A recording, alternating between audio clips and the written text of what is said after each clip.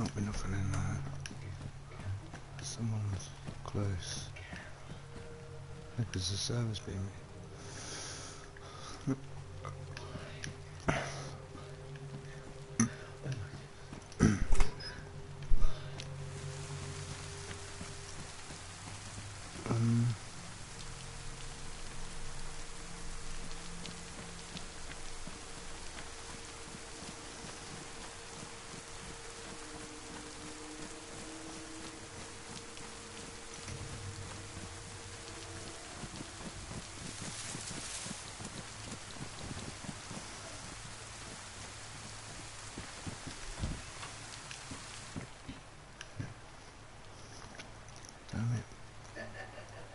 Is that not the other one? I thought that one. Been in here then. Well, why is there anything in here then if I've been in here?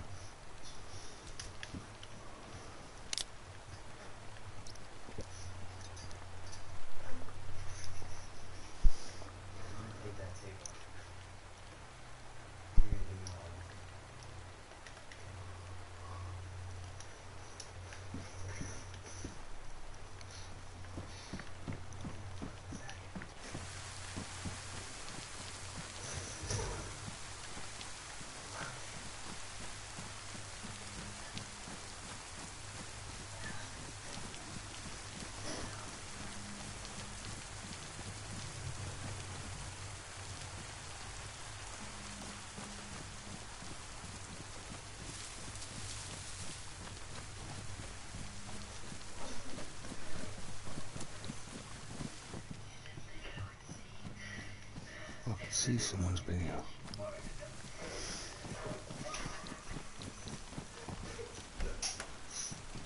Someone is around.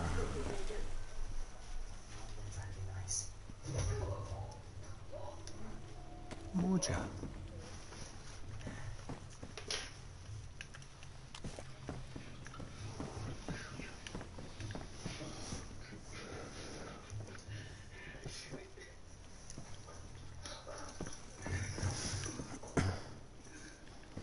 I've been keeping him tied up. Says I'm going to take the tape off and you're going to give me what I want, and you're a faggot anyway.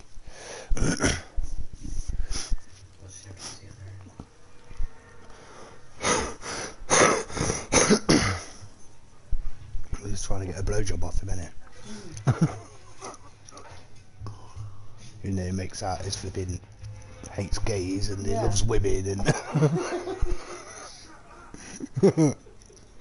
people full of shit they are, aren't they? Yeah.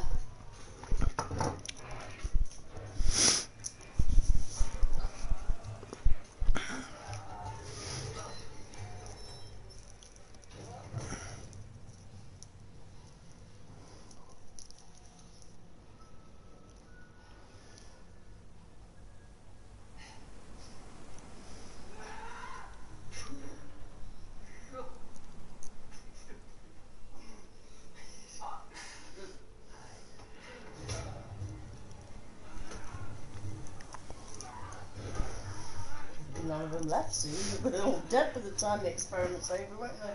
This might be like pretty much what actually happened. What this might be the bit that they don't tell people.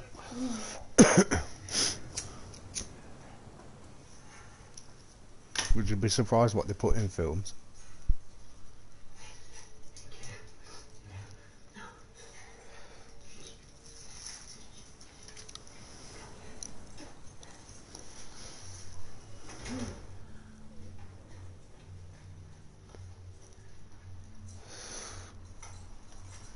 I think they only paid them £1,000, and for what they should have done, they should have got 100 grand each. God, yeah. But they were just students. Well, yeah, because you'd be psychologically scarred, wouldn't you, after this? Even just within 8 days, yeah.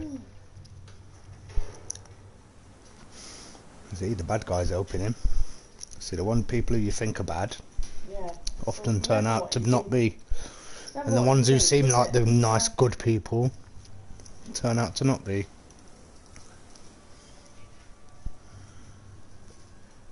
Well, the guy who makes out is some kind of amazing lover and all good looking and all young and I love women, and is there raping some other guy?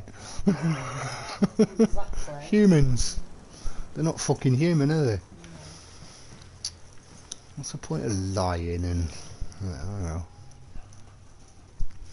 Some people do nothing but lie. Absolutely nothing but lie. I'd say like that's what like that Kirk and Scott are like. They do nothing but lie. Yeah. You remind me of like Tasha. It's sad really because Where they're not like if they weren't like, but if they weren't nice idiots like that, they'd be all right people, wouldn't they? Yeah, I knew there was someone near me. Motherfucker, someone. I don't know if they shot at me or not, but I don't give a fuck. I'll kill them.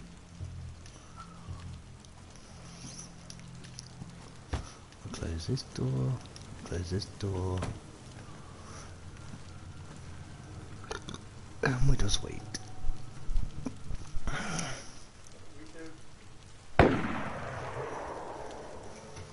They're not shooting at me, but they've got a good gun.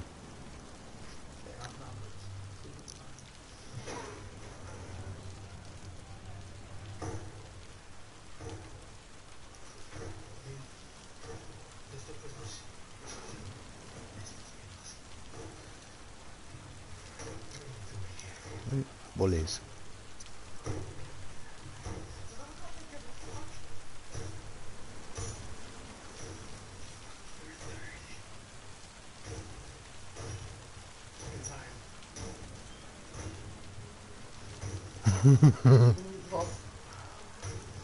This is what happens in prisons.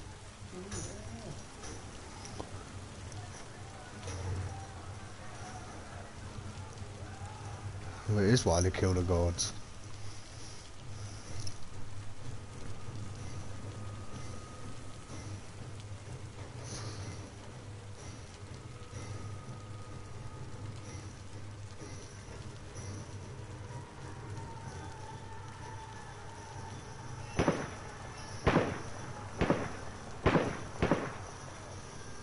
Who is he shooting at?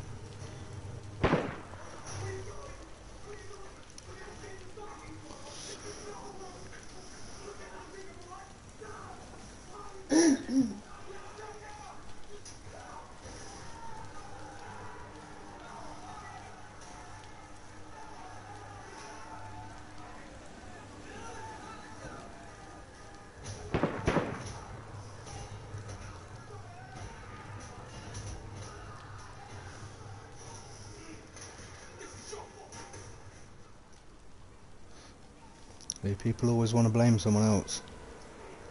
Yeah, that's true.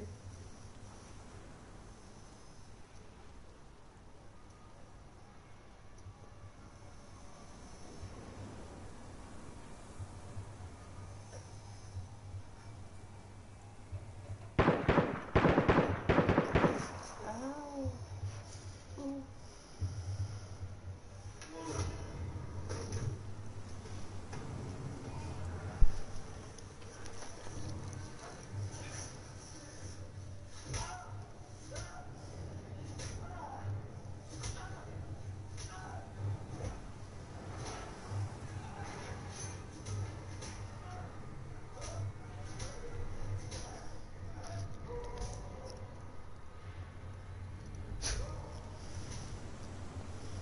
We'll still get the £1,000. That's what I'm thinking. Where's the fucking £1,000? You promised. I agreed to come and do the experiments. Not my fault it all turned out rubbish. Nah. It's based on a true story, though. I know it is. It's interesting. I'll show you the documentary.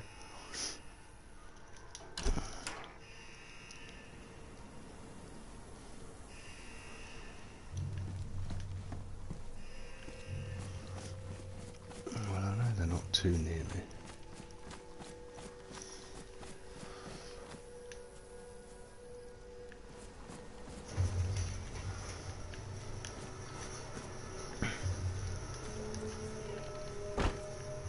Really?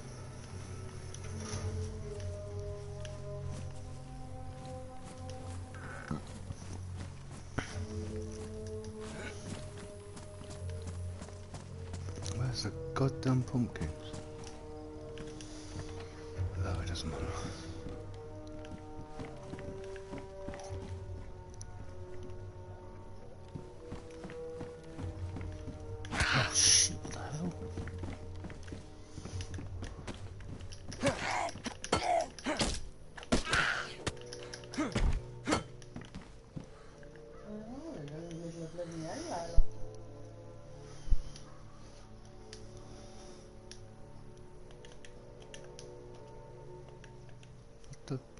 hell?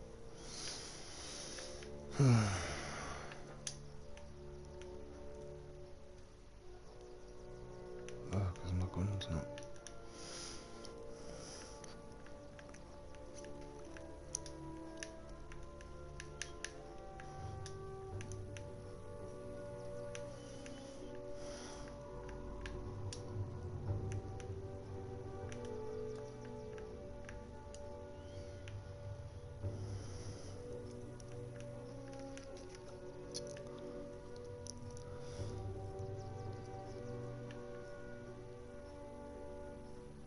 There.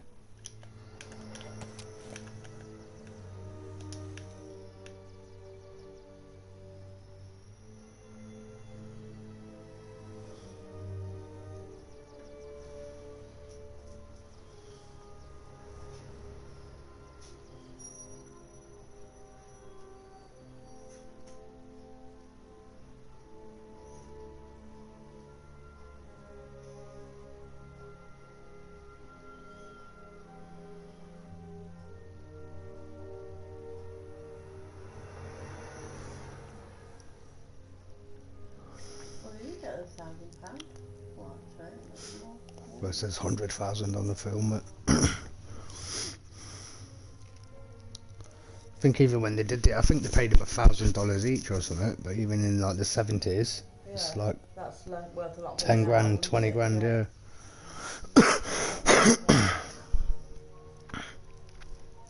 God, imagine how they'd be after, yeah. Exactly. What the fuck was that all about? For God's sake. Traumatised. Yeah.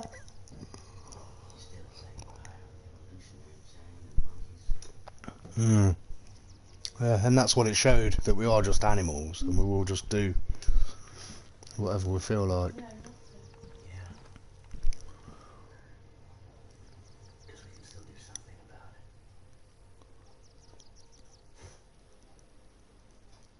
Facility is actually leased by a corporate think tank purported to have ties to the government. Yeah, Person with the Monac it was. tells us the facility has That's what they're not never told people in real life. It was to do with the CIA and the government and that. Yeah. They wanted to know what they already know. Yeah.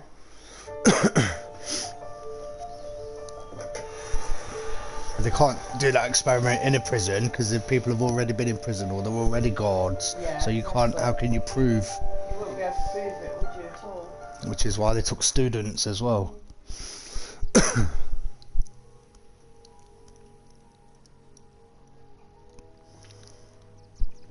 Washing the fucking Ganges.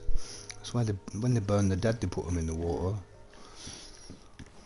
Dead buffalo and dead bloody people and rotting things. And then what? It's going to say it's holy. Oh, yeah. Silly packies.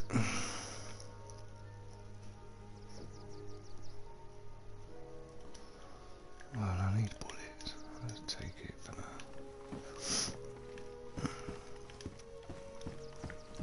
I know there's someone near me though. The frying pan.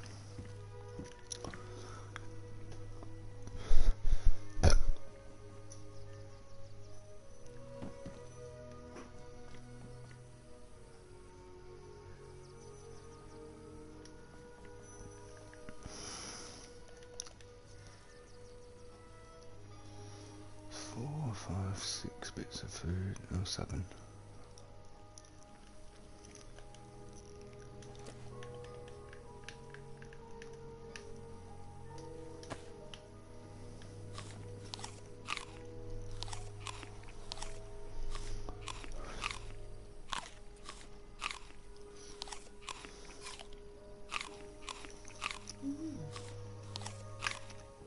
Well, I put a documentary on about it. Go on then. Because I know that is definitely, when you see the Based on documentary, a true thing, isn't it? yeah, when you see the documentary, you'll know. Obviously, they dramatise things for films and stuff anyway, but it probably must have had ties to the government, and that's what they don't want people to ever know. Stanford prison experiment at the top. Zoom would work because I've lost 24 pounds in 4 months. It's incredible. It's like a documentary. Half an hour, half an hour. Half an hour.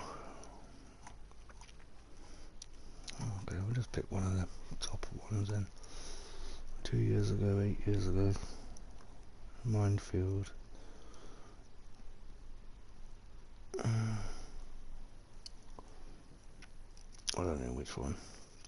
Fuck the BBC. Let's just watch this one then.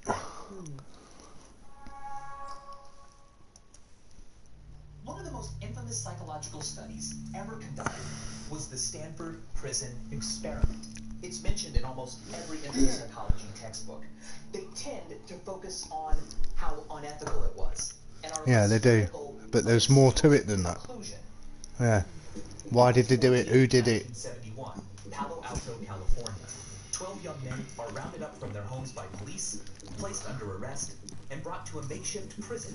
See, they planned the whole thing, didn't they? Obviously, come to your home and arrest you, like how it really happened. Led by Stanford psychology professor Dr. Philip Zimbardo. 24 volunteers, 12 guards, and 12 prisoners have agreed to spend the next 2 weeks recreating life in a correctional facility.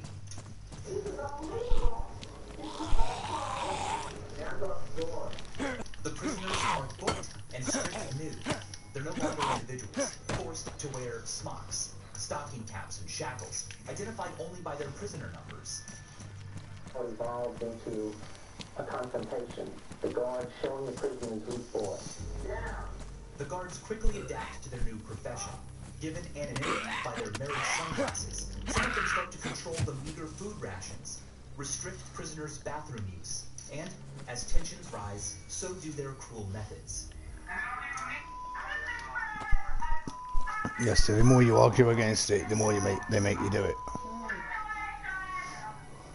Within just 6 days of the planned 2-week study, hooded them and everything. So bad that the entire operation is shut down. 6 days, and what was it on the film? Same. Yeah, the same. So that was based Same length of time, wasn't it? On the film, I said 8 days. I was close, wasn't I? Zimbardo's fame skyrockets, and his conclusions are taught to students worldwide, used as a defense in criminal trials, and are even submitted to Congress to explain the abuses inflicted at Abu Ghraib. The study brings up a question just as important then as it is today. Is evil caused by the environment or the personalities in it? Zimbardo's shocking conclusion is that when people feel anonymous and have power over They do it just for fun. they can easily become evil, and it occurs more often than we'd like to admit. They do it just for fun. But while it's true that people were mean to each other during the Stanford prison experiment, what if what truly caused that behavior wasn't what we've always been told? Well, this looks like a good one.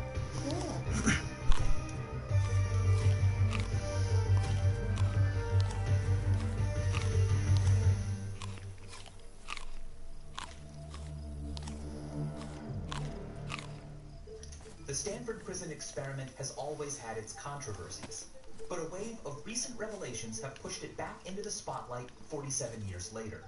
Today, I'm going to speak with journalist Ben Blum, whose recent writings have brought criticism of the experiment to a larger audience than ever before. How did you get involved in the Stanford prison experiment in the first place? Well, my involvement was quite personal. Like everyone, I had kind of absorbed the basic lesson of the experiment through the cultural ether. And then my cousin Alex was arrested for bank robbery. This was a team of mostly military guys with AK-47s. Alex was the driver. He was a 19-year-old U.S. Army Ranger, and it was a superior of his in the Rangers that organized and led the bank robbery. Alex thought the whole thing was a training exercise. He was just so brainwashed in this intense Ranger training that when a superior proposed this bank robbery, he took it as just one more kind of tactical. A superior proposed. Did you hear that? Dr. Philip Zimbardo participated in his legal defense. Zimbardo submits a letter to the court advocating leniency in sentencing on the grounds that Alex, my cousin, had been so transformed by the social environment of the Ranger Battalion that he participated in the bank robbery without Well, you can exercising his own free will. argue away any crime then, though, can't you? Yeah, yeah. He received an extraordinarily lenient sentence of 16 months So God. Zimbardo was a family hero. But over time, Alex finally did admit to me, you know what, I knew this was a bank robbery by the end. I just didn't have the moral courage to back Turned out out. it was actually just... Alex, myself, and our whole family came to view the Zimbardo argument as a way to shirk personal Yeah, it's an excuse. and to put all the blame on... Like they said at the end of the film, Yeah. we are better than animals because we still have a choice. And it's just shocking that people will choose to hurt other people just because they can.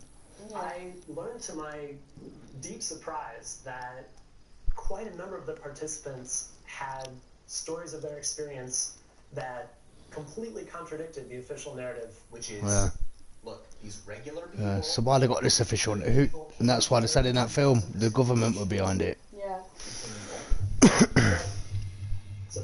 That's the actual experiment. Were put in the situation, That's the footage you want to see. hidden wellspring of sadism that apparently lies in all of us, unfolded organically.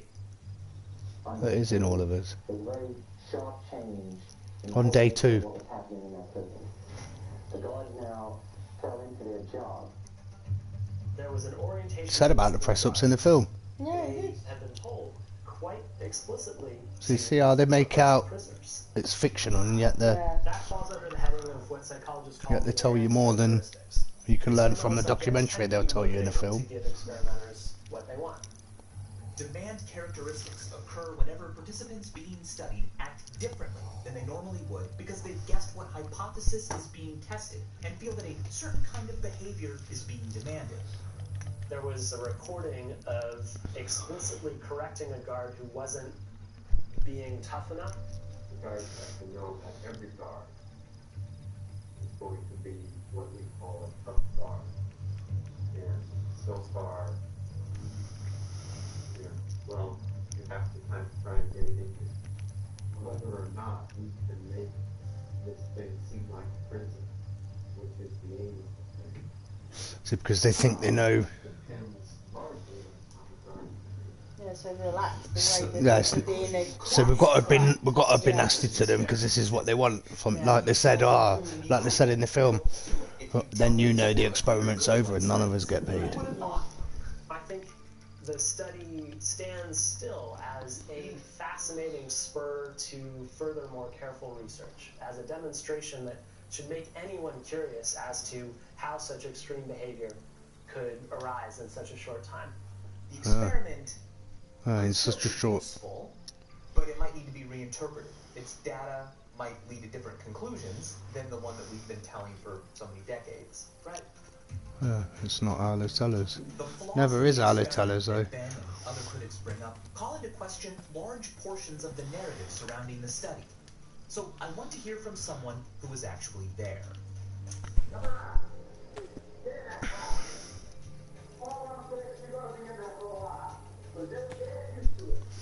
I'd say they've got her there to show that it makes no difference whether it's a man or a woman. Said in Auschwitz, the women guards were worst. Living, walking piece of psychology history. And they all got away with it. Although I still get some hate mail. But Are you serious? Yeah, absolutely. But what do you say to them when they react that way? I say, well, there's probably a lot Is that about him? that didn't happen quite the way it's been portrayed. Well, Dave, before we go too far, I'd like to watch the footage we have here so we can kind of talk about what we see. That's me there, by the way. Look at that look. Oh, he's the gay one who raped someone. With a Stanford prison experiment. My father is a professor at Or Stanford, made out he weren't gay. and I was home for summer looking for a summer job. So I'm looking through the want ads. $15 a day. You know, in 1971, that wasn't bad. The way it was introduced... I told you it weren't 100 grand. Yeah. We were never led to believe that we were part of the experiment. We were led to believe that our job was to get results from the prisoners, that they were the ones that researchers are really studying. That's so that they can The researchers were. get accurate results about human behaviour. Because if you know you're being watched... Oh, it's nothing to do with the guards. So that shows you a lot as well. They want to show that prison is a bad experience. I'm going to make it bad. But how did you feel doing stuff like that? Didn't you feel bad? I don't know if this is a record. Yeah, I mean, that's the same as what you'll get now. You get sent in prison, and you're the god. You think, well, these bastards deserve to be here, so I'm going to make it bad for them. And that actually just makes everything worse, so it's... This is my favorite part of all the footage we have from the experiment. It's you and a prisoner confronting each other after the experiment. But I remember the guy saying, I hate you, man. Yeah, I hate you. After, and that's what they showed at the end of the film as well.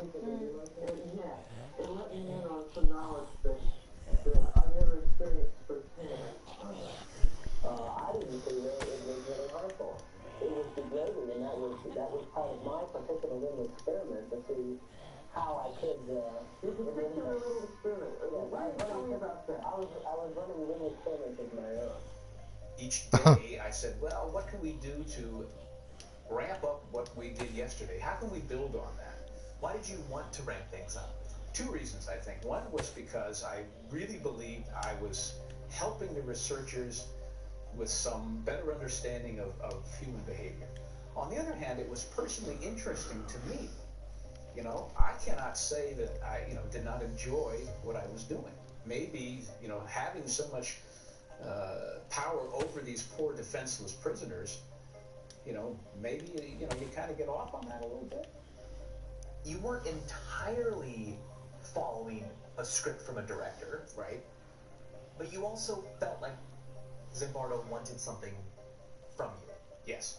And you gave that to him. I believe I did. I think I decided I was going to do a better job than anybody there of delivering what he wanted. But does that excuse me from what I was doing? Certainly it started out with me playing a role. So the question is, was there a point where I stopped? So even 50 years later, people can't really understand it, can they? The standard narrative is that Dave Eshelman did what he did because when people are given power, it's easier than we think for abuse to happen. It's not that simple, though. But how predisposed to aggression was Dave? I mean, he signed up to something called a prison study, after all. Also, his feeling that cruelty was encouraged and helped the experiment may have affected his behavior.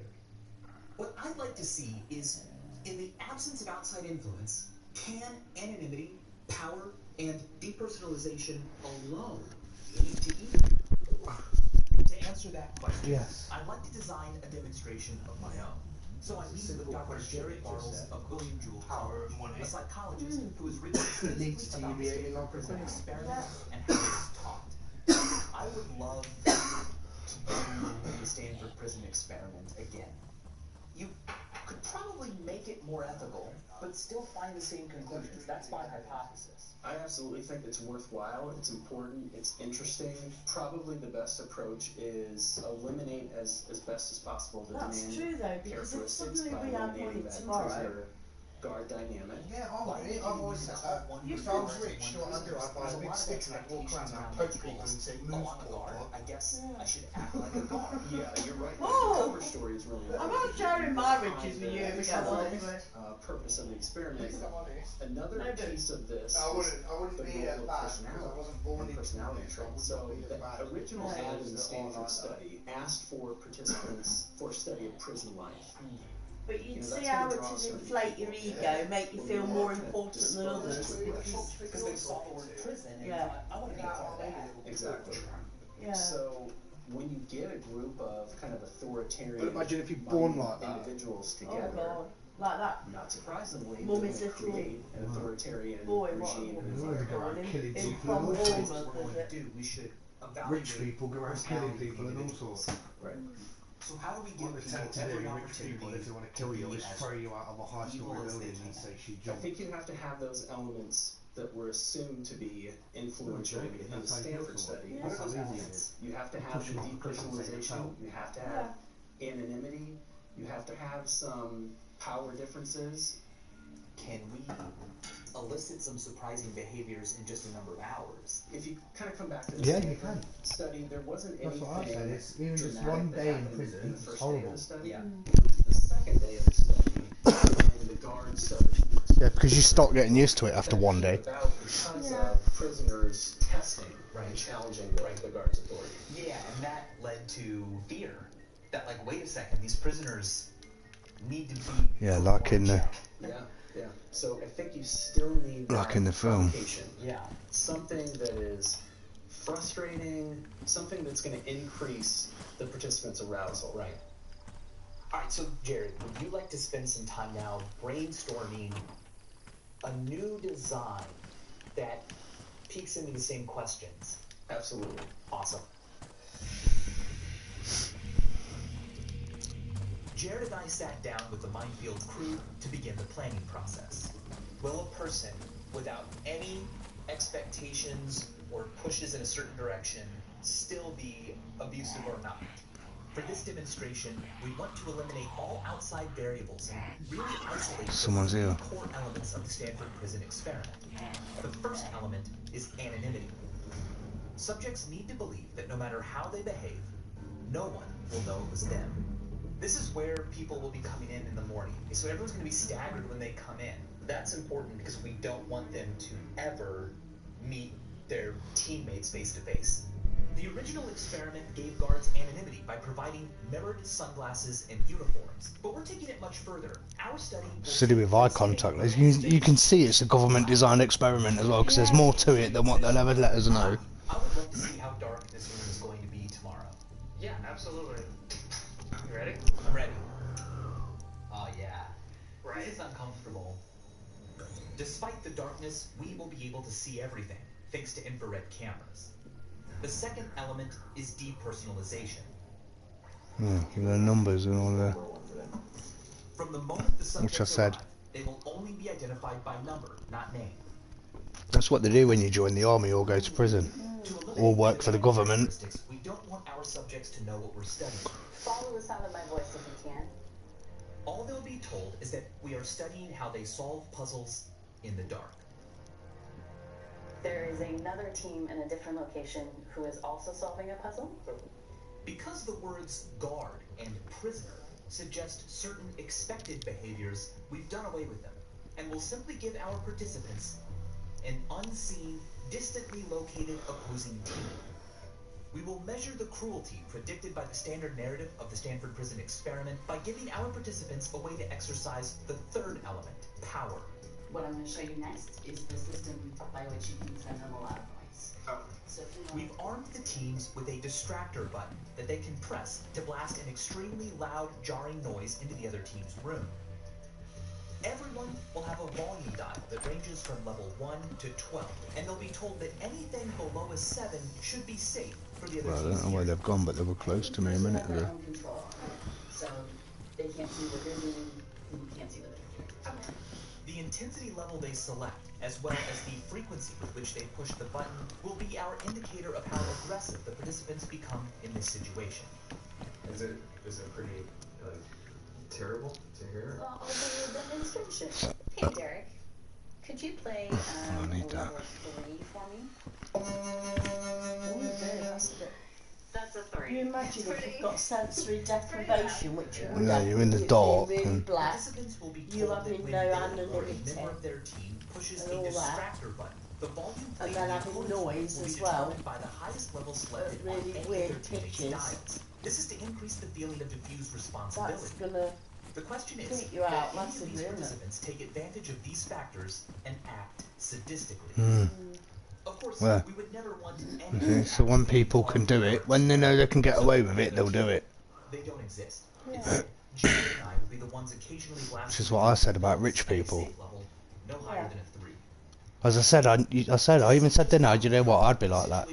Even if I suddenly got like loads of money in the bank, I'd just be like, don't talk to me, you poor paw, go away. The Big 5 personality scale, the personality yeah, it just assessment change you as a person. those who Hmm. scored the You can't highest help in yourself, I moral don't think. I categories, think like it does change you. Which is kind of what they're proving, which is what the whole thing.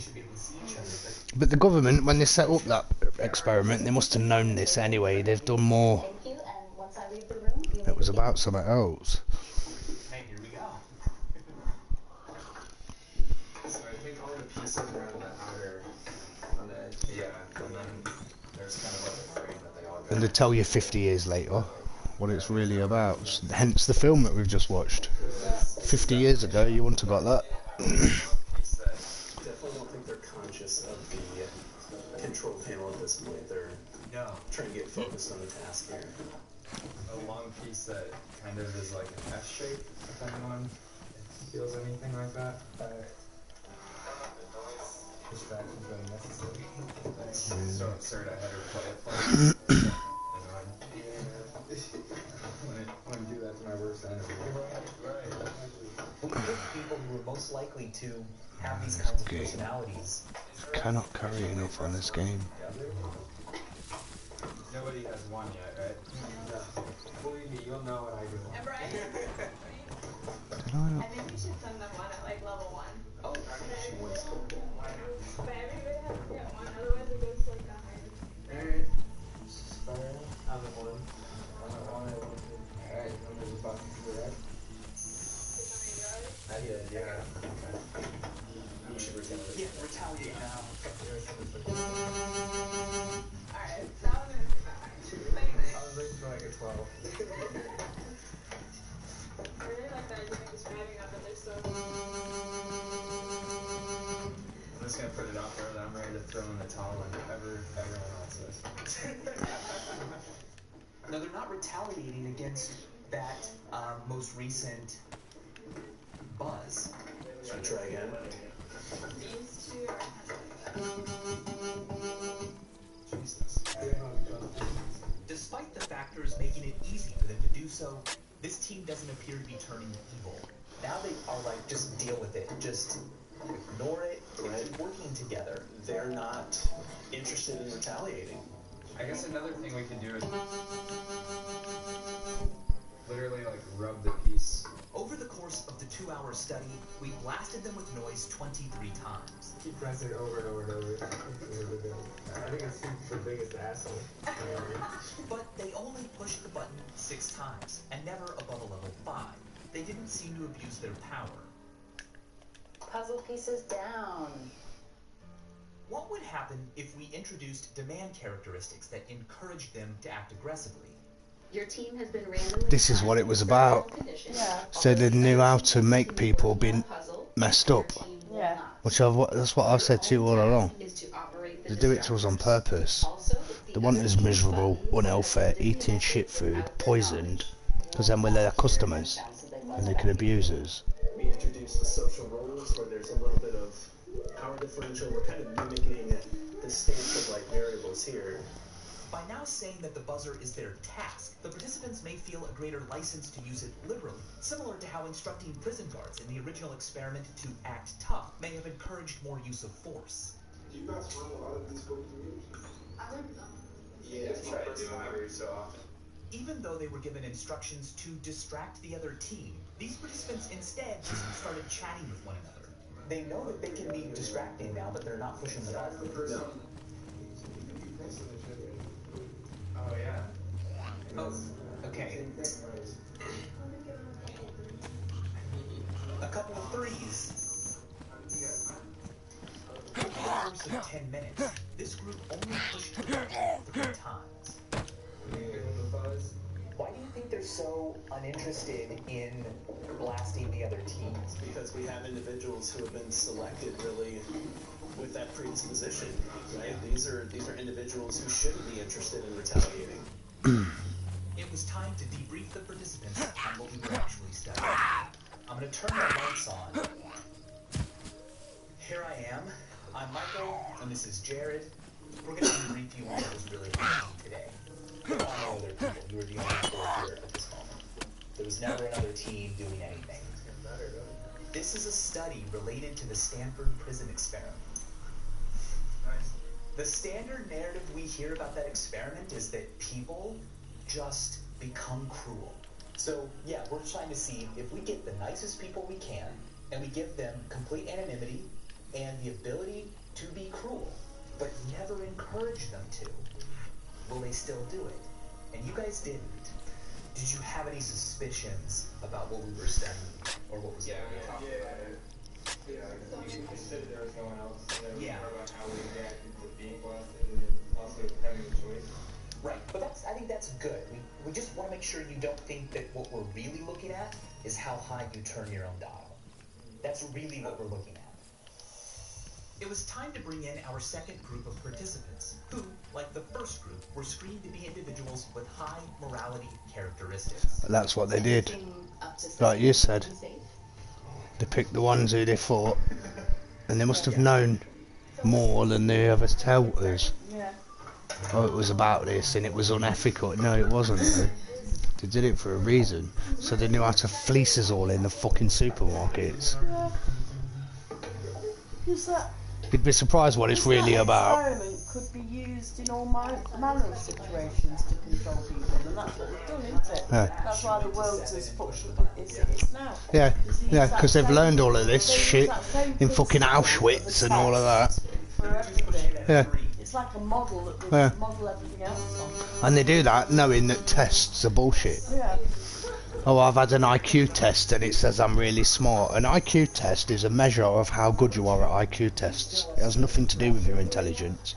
This team seemed more willing Yeah, to that tell makes you. sense, actually. Let's see what will happen if we continue buzzing them. Will they escalate their behaviors? Derek, let's blast them again, number 3. Okay, let's I'm gonna hit this over there. So 2 just pushed at a 3. But she's not touching the dial. She's not. So weird. There's no difference. It's a bit of an annoying noise. I'm sure they could have done a bit better though.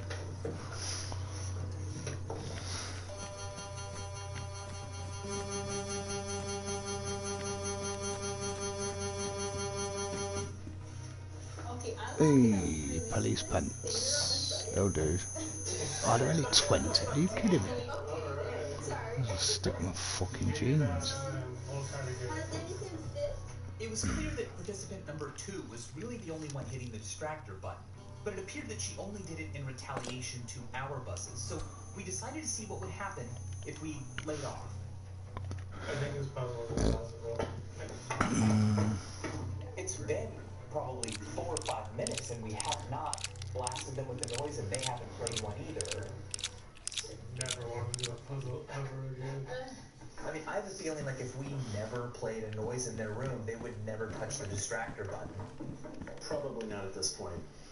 In the end, we buzzed this group a total of 44 times, and they buzzed us 38 times. 37 of which came from number 2, but always in retaliation, and never above a 5. Alright guys, how do we keep this down? The situational factors did not seem to be sufficient to make this group sadistic. It was time for phase 2. So basically she's saying that we can just press the button, that's it? Yeah, I think so. Looks like it's at 7. Yeah, she's But nuts. At a 7. I have come to conclude that there is no other team. And that is my final answer. So, number 3 believes there is no other team. Might explain why she was just going nuts on the button. She doesn't feel bad about it. Like human nature then, you're always trying to guess what the answer is. But in reality, there is no answer. Because of the way our minds work, you're looking for patterns in puzzles and guessing what the answer is. But while you're doing that, you miss out on what's really going on. What's really going on. Just like in the Stanford prison experiment, if you tell people that they have a certain task to do, they'll do it. Even if it's going to mean that they've been broken. The thing is, they never hit upon what we really care about, which is turning the dial into an unsafe level. Yeah. That's a different experiment. Hello, everyone. I'm going to turn the lights on in this room. That's the Milgram Experiment, where they did so they're doing a couple of things together here. They're looking at both of the experiments. Today, you've been part of a study where all we wanted was to see what would happen when you put people in a room and gave them that feeling of anonymity that comes from, well, if I crank my dial up really high, no one will know it's me. So you have this opportunity to be cruel. I thought I went nuts. Like, person was present. Sure, but that's just in-kind retribution. As it turns out, so far everyone stays in that below. Well, they're just looking for some appreciation. Does that make sense? All of them people sat there, they're just looking for some appreciation, for someone to say, "Oh, you did a good job." That's all they're bothered about. So I love that phrase because it says, "I didn't want to do this, but I'm doing it because I believe it was expected of me." After dismissing our participants, That's what it comes down to, that people just want some appreciation for what they do. And that's why people are evil. Because we want to feel good about ourselves. I've always thought that anyway. Like when someone's a bully, often, especially when it's like a kid at school, often, yeah, at home, yeah. So then they feel shit, so then they go to school, pick on someone else, and it makes them feel better about themselves. It's more than just the situation. We really saw personality shine through. For the most part, they seem to be aware of where that line is, that they shouldn't cross, and they didn't. And for the most part, people are good. You got the fucking society and the way they've got us all screwed up. They want us bad. Because it makes you easier to abuse. Of his famous study, always maintaining that they aren't valid. I asked him about whether his study is better seen as one on the power of demands from authority, but he wasn't receptive to that idea. Yeah, I think it is. The study we ran to get his reaction. I wanted to know what the sufficient conditions might be to make anyone do something evil, and we struggled to get that to happen. We couldn't get anyone to be cruel. Just giving them anonymity and a dehumanized other and the power to hurt that other, they didn't take advantage of it. What we knew the problem was, here's a case where by picking people who are extremely conscientious, extremely mindful, by selecting people who are high on compassion, high on mindfulness, you broke the power of the situation. In the Stanford prison experiment, They took kids. Relatively normal distribution. We gave them 6 personality scales, and we picked people on the scales who were, who mostly in the mid-range.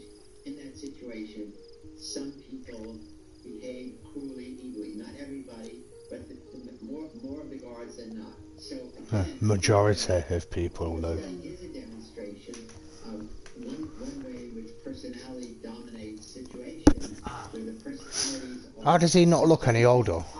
I know, he don't, does he?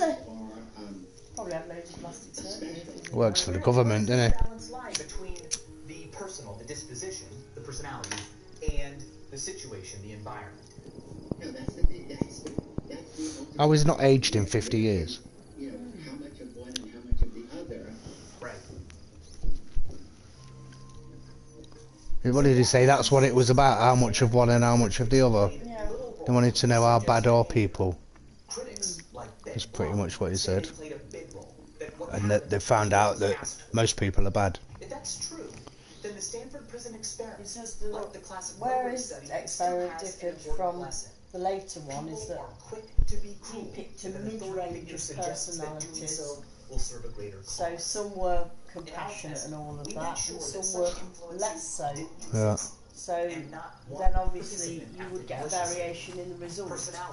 Whereas the people that these have picked have all been highly conscientious and defensive kind of. So that's why it probably didn't work as well with them, because they were more high functioning and high minded. It's not a personal attack. It's how we improve our confidence in what we know. And that's how science works. So stay curious. Never stop asking questions. And as always, thanks for watching. Well, that wasn't what I thought it'd be, but it explained a little bit more, really. Good explanation. Who's just pulled that up? I'm going to bed, babe, I'm tired. Sorry, it's 12 o'clock. I didn't sleep very well last night because you kept touching in my face. Okay, don't worry about me. You just go to bed then. Hey, Minefield. Michael Stevens here. There is so much I'll be more to fine. satisfy your hunger for psychological knowledge right on this show. Click below to check out more episodes.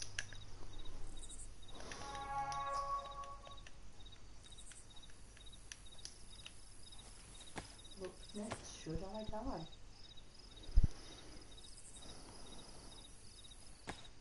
That'd be interesting.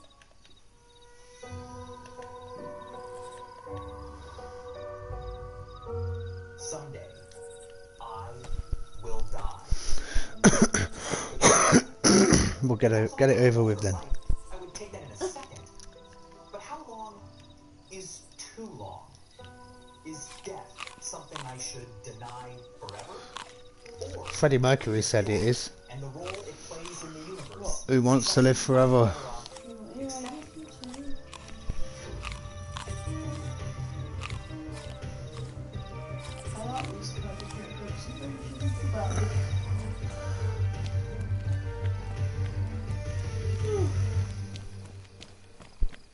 We'll go to bed if you want.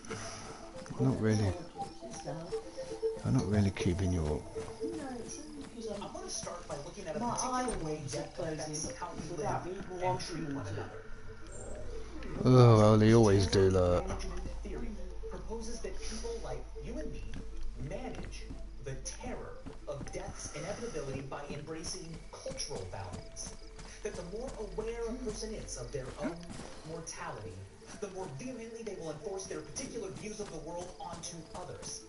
Created by social psychologists Sheldon Solomon, Jeff Greenberg, and Tom Szynski, terror management theory, or TMT, suggests that often we are afraid of change because we're afraid of death. Each one of us has a worldview, a set of beliefs, customs, and norms we identify with that can live on after our physical bodies die. TMT suggests that rises in nationalism and prejudice are correlated with rises in the salience of mortality. That is, how present the inevitability of death is in people's minds.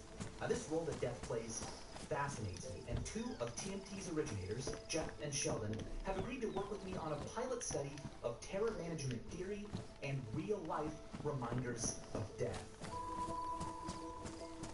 What's your hypothesis today? Well, I think we're going to hope for the participants who are reminded of their mortality to be more punitive in their assessments. See what happens.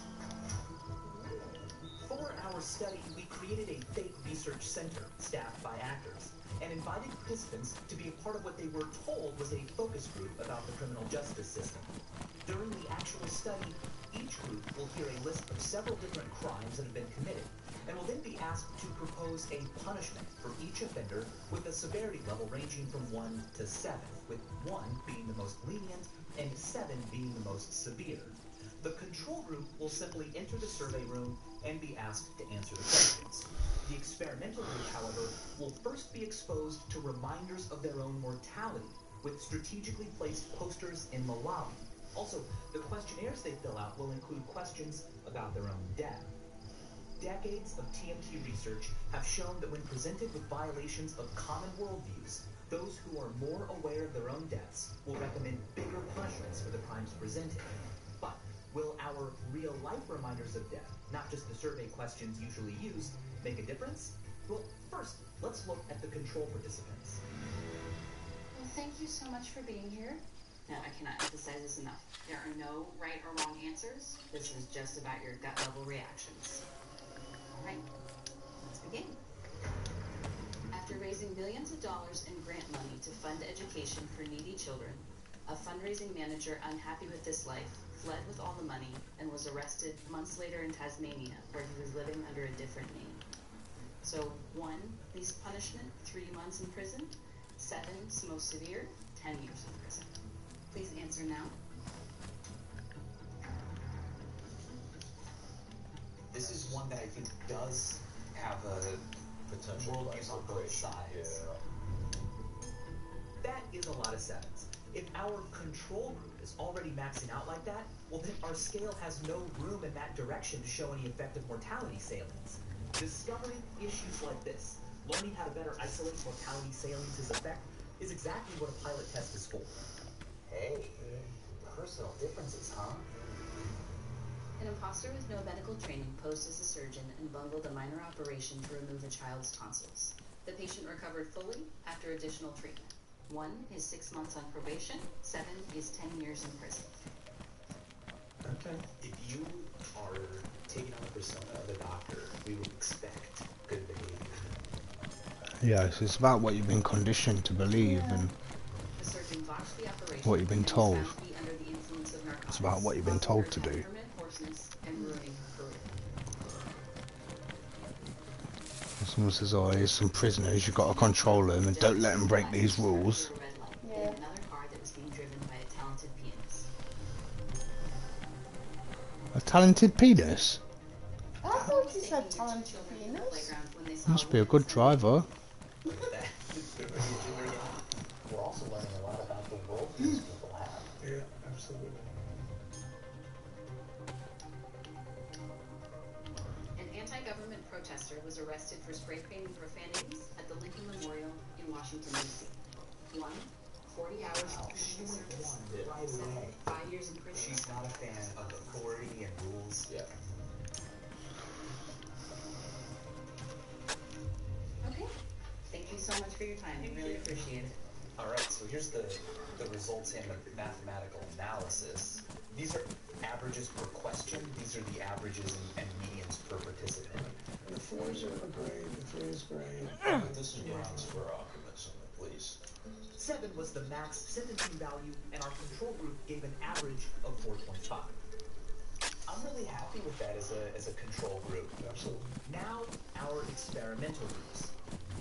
Remember, they will be seeing posters that remind them of their own mortality, and will be asked different questions in their questionnaire. For example, please describe the emotions that the thought of your own death arouses in you. And write down, as specifically as you can, what you think will happen to you physically as you die.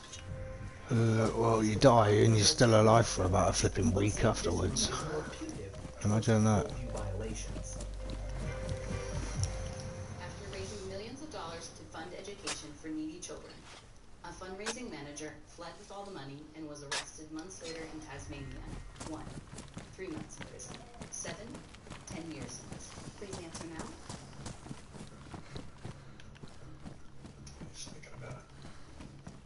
Please hold up your answers. All right. Thank you so much.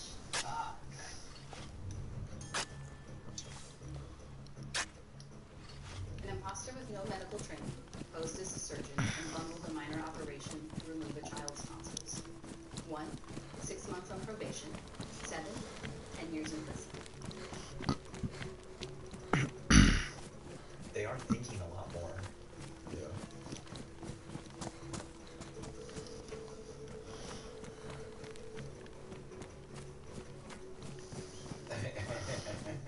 A 10. I'm pretty sure she knows that 7 It's funny Yeah. to see when people feel bold enough, even though I'm like breaking the bounds and the rules of the task. An anti-government protester was arrested for spray painting profanities at the Lincoln Memorial in Washington, D.C. I really do appreciate the way they clearly seem to be taking a bit more time to deliberate. Yeah.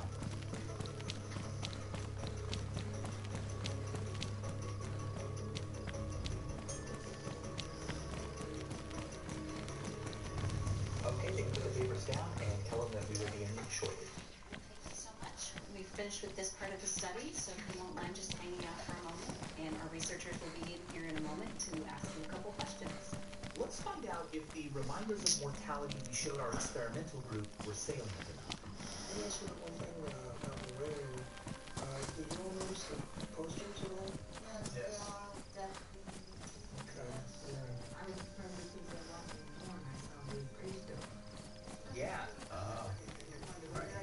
That's right. So we are looking into something that's called terror management theory. And it's the idea that your own awareness of your mortality can affect the behaviors that you exhibit. That we we all manage the terror that we feel knowing that we are mortal by behaving in certain ways, especially in ways that reinforce our own worldviews. Because we could kind of live on the version of the societies and cultures and identities that we have today.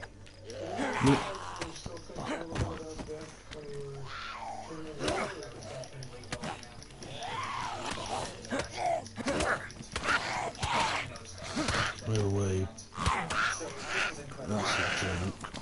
Very much for your consideration. It looks like our experimental stimuli were successful. Certainly, it caused the participants to think they were related to the cell. Control participants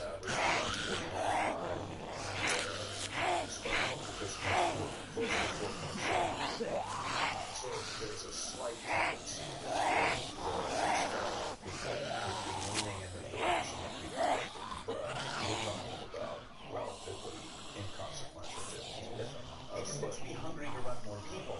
With the number that we had, that's statistically insignificant. Do you think that we will see any effects of mortality salience today? I feel like the mortality salient tend to take a little longer before they respond. And they seem more thoughtful. The Americans put more effort into trying to do the right thing. The difference was dramatic enough that we picked up on it. Absolutely.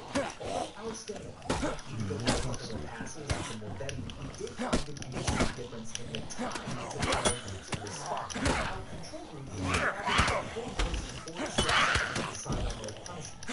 Our experimental took an average of 7 minutes, 18 seconds. In a sense, that really is what's important. The right thing by the worldview, but by the same token, when you think about that, you want to do what's right. You're acting like jurors and you want to make the right decision.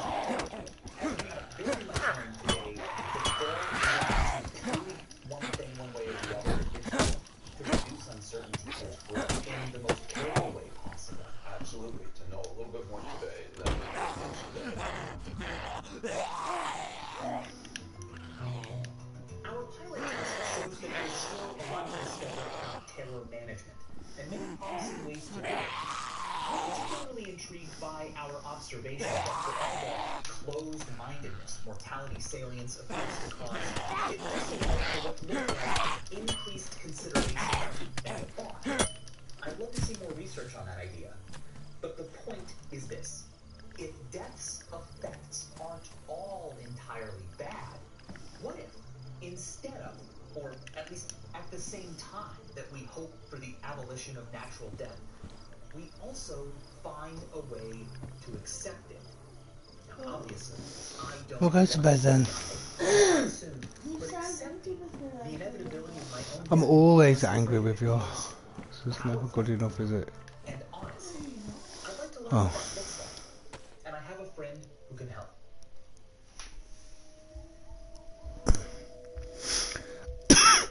I to Caitlin Doty, a mortician, author, and death positivity activist who's made an entire career out of discussing the aspects of death that most of us prefer to ignore. She's clearly a weirdo. Someone comes to you and says, I think death is terrifying. It's so scary and sad that... Well, you make me a roll up and then I'll let you go to bed. Is this person dying or is this person... That's a deal. I'll tell you a couple things. First, you're dealing with the primal existential quandary of human existence. And you are one of, the many billions of people who have felt this. So you're not alone in feeling it. So we go through life, we reach a certain age, and we begin to understand that someday ourselves and everyone we love will die.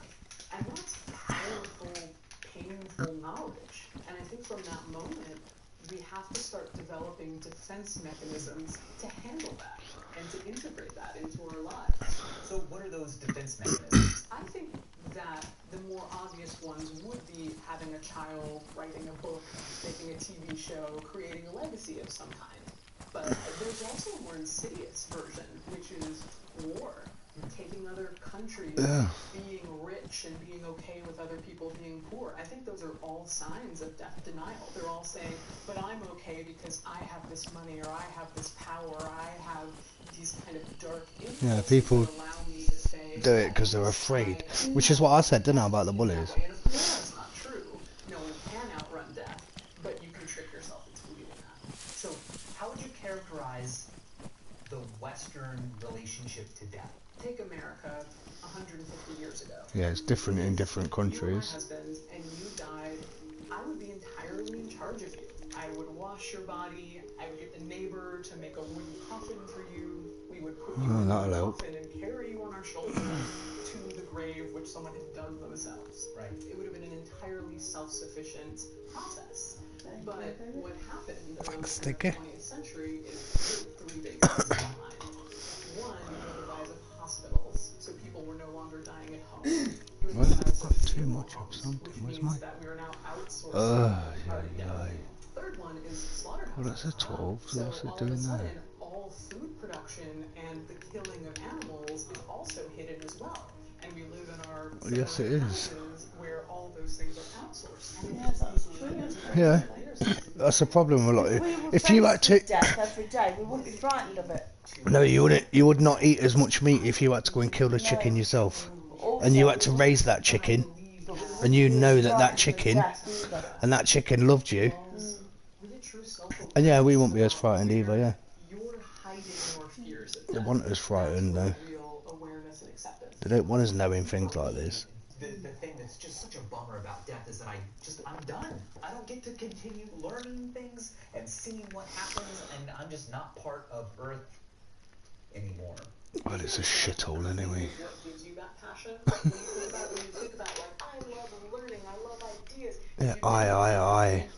Are you going to come in here today with all these cameras and do the huge amount of legwork that creating a show requires? No, right, because you're like, I don't know, maybe I'll do it 200 years from now. Whereas right now you're taking in information left and right. You want to produce content, you want to produce exciting things and share with other people. Because this is my one chance. This is your one chance. The passion and the realness to life comes from it ending. That's the great gift that death gives us. What's an unhealthy relationship to have to? That's where your passion comes from, isn't it? That you realise. Yeah. Imagine if you'd live forever. You wouldn't give a I don't give a fuck. I'll never eat it. You know what I mean? You wouldn't do nothing. So you can see that there is a design behind things. No, you wouldn't. You wouldn't do nothing, would you? If you live forever. Do it, so why would I bother? Yeah. I'll wait for a million I'll do it years next before I year. do anything, or... Well, I'll do it in 100 years. What will our amazing world be like at, say, 80, 100, or even 200 years from now? Yeah. To understand why some people feel like Yeah. death shouldn't be inevitable, I think so. I've come to Alcor, one of the world's leading life extension facilities. Linda. Hi, how are you? Great to meet you. What is that noise? Welcome to Alcor. Thank you for having me here. I'm meeting Linda Chamberlain, who co-founded Alcor nearly 46 years ago. So this facility that we are in right now is where you both cryopreserve people and store them. Yes, we have 160 patients. Wow. And Patients. 1,100. They're actually killing people. I'll freeze you to death. We can't bring you back right now, but maybe in the future they can. That's murder. So they're murdering people and taking money off them for it. Cryogen. You'd have to be some fucking dumb idiot. Freeze me. Fuck me. How are they allowed to murder people and get away with it, Gino? That's what I don't get. If I murder someone, I go to prison. If someone cryogenically freezes you and charges you 100 grand, it's alright. I think you've been ripped off. I think you've just been murdered and ripped off, to be honest. $80,000 and $200,000. Yeah, they kill you. I tell you, I kill one person, I go to prison. She just said we have 80 patients. They're not patients. You've murdered 80 people and took fucking £100,000 off 80 people.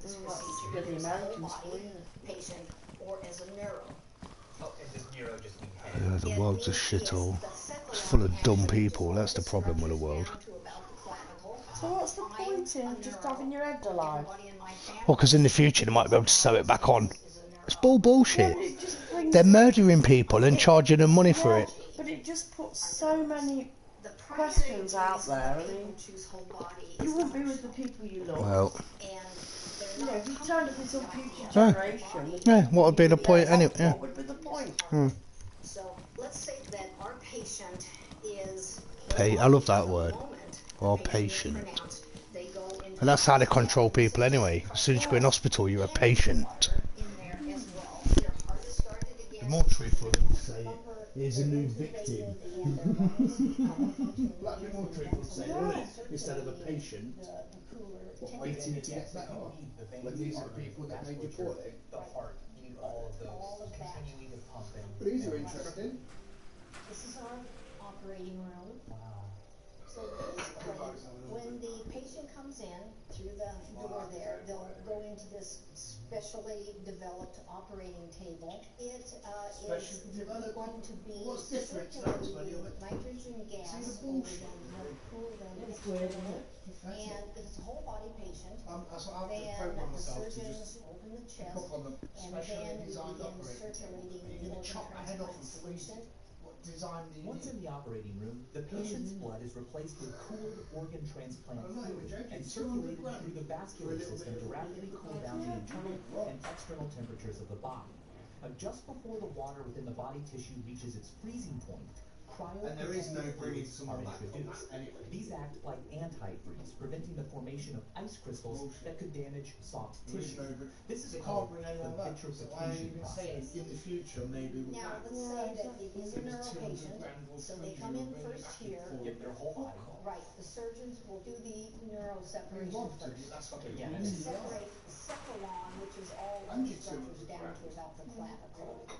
Bring it over here. That's how evil people are, they? This Because it's right. operating field. The most evil thing you can do is drive down the street in a Ferrari. And we introduce driving the past organ children transplant solution. I'm imagining a person's cephalon, essentially their head, I can see how it's going to get clamped in. Yeah. That looks like, I'm sure, a crazy sci-fi movie, but it really happens. It really happens. After the vitrification process is complete, the patients are placed inside bags that are Well, they're not saying they're murdering. No, they call them patients. If people And they're die, charging if them. people die, with nitrogen. or They do it. You have to do it. die, You have to do it when you're alive. Yeah. We have 159 patients. You won't do it when you're dead, can you? Well, we say as soon as your body dies, stops breathing, and it's put all the fluid in you. That's what we're 4 saying. whole bodies and 5 neuros. So they can fit 9 in one of them, yeah? This one right here is where my husband is currently. This one right here. This is where Fred is at the moment. My mother and my father-in-law are. Oh, yeah. Oh, keep it in the family, why don't you? They must be a bloody loaded. I am right now not in a graveyard. No, Alcor is very much like an ambulance taking their loved ones to a hospital, not down the street, but a hospital in the future. Hold on, sweetheart. You know full well there's no bringing. She's a fucking lunatic. Not being transported through space. but She's out of her through fucking time. mind.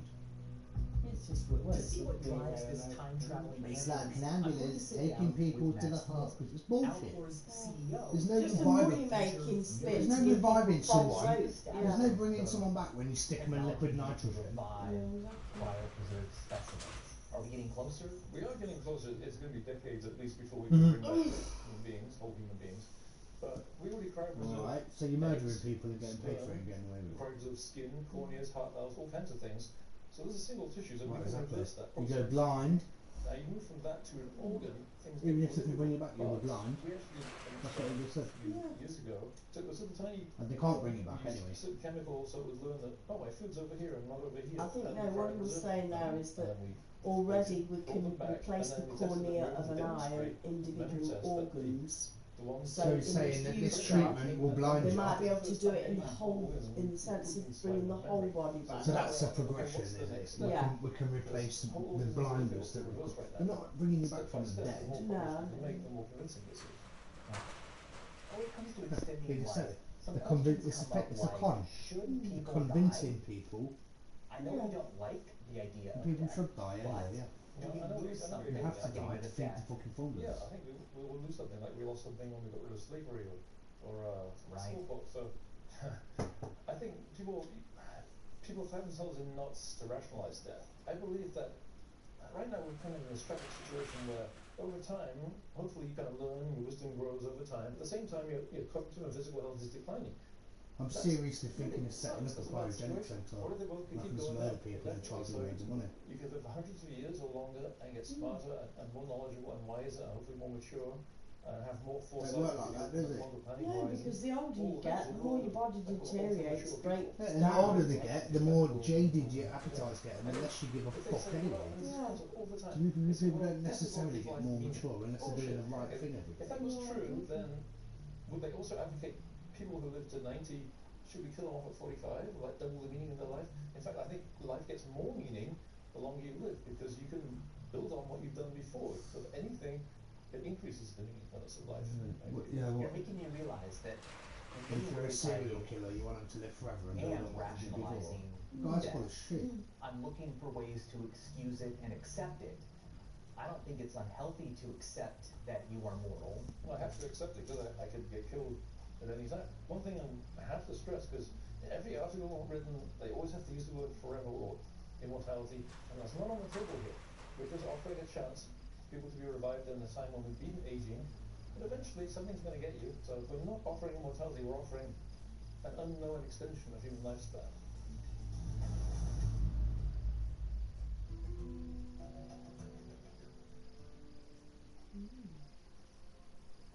Do I think that someday we will be able to cryonically freeze an entire person and then revive them?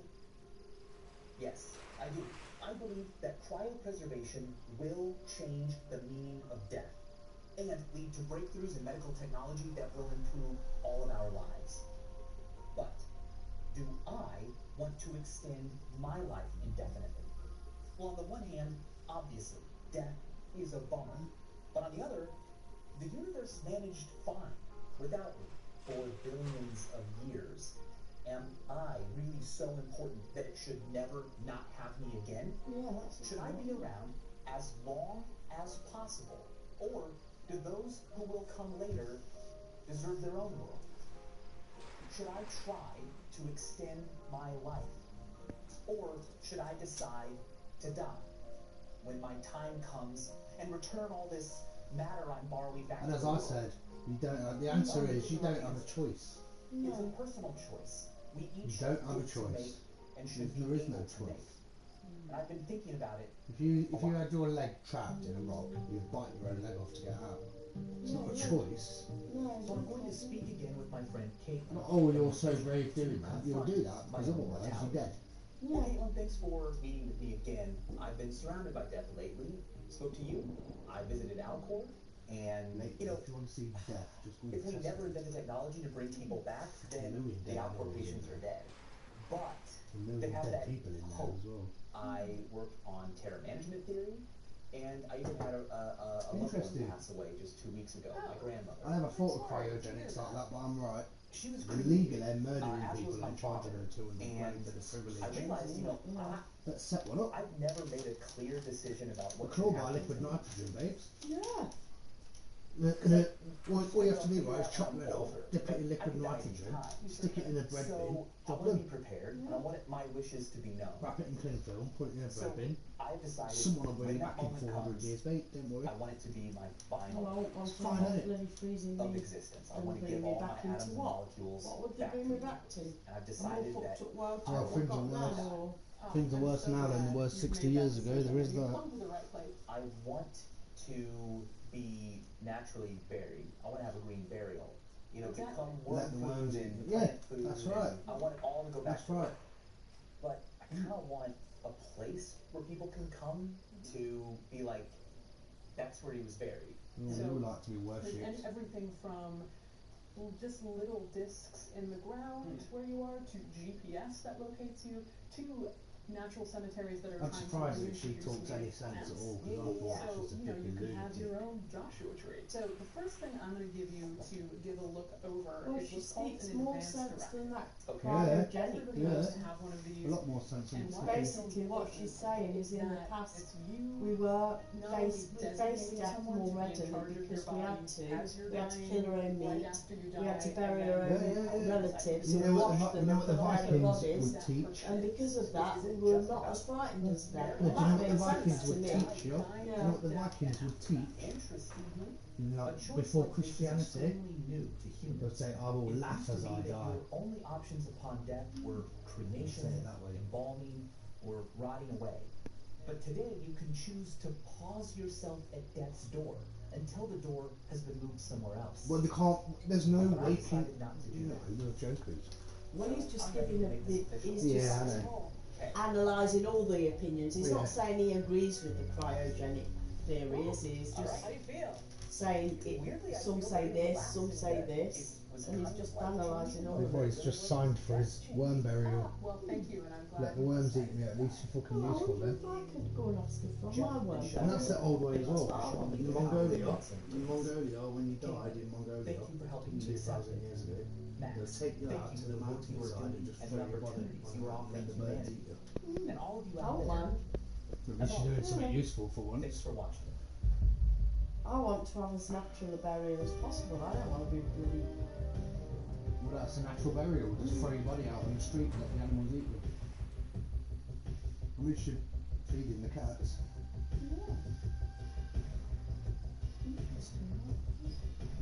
I was. Oh God, how to talk to aliens. You just have to be right down the road to Shelford. Yeah, that's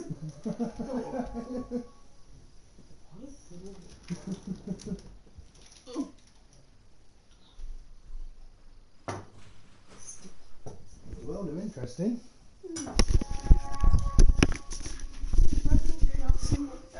Where is everyone? We've been listening for messages from outer What else is space there to talk for more about? than half a century, and so far, silence. Did I not? Why? Are we truly alone in the universe? Or is everyone else acting like us and just doing a lot of listening? Maybe we need to be louder. Maybe we need to send more messages out there. But how do you write a letter to an extraterrestrial whose language and kidding me? culture and biology and mind we have no concept of? And what do you say? And given all of the unknowns about what they might be, should we say anything at all?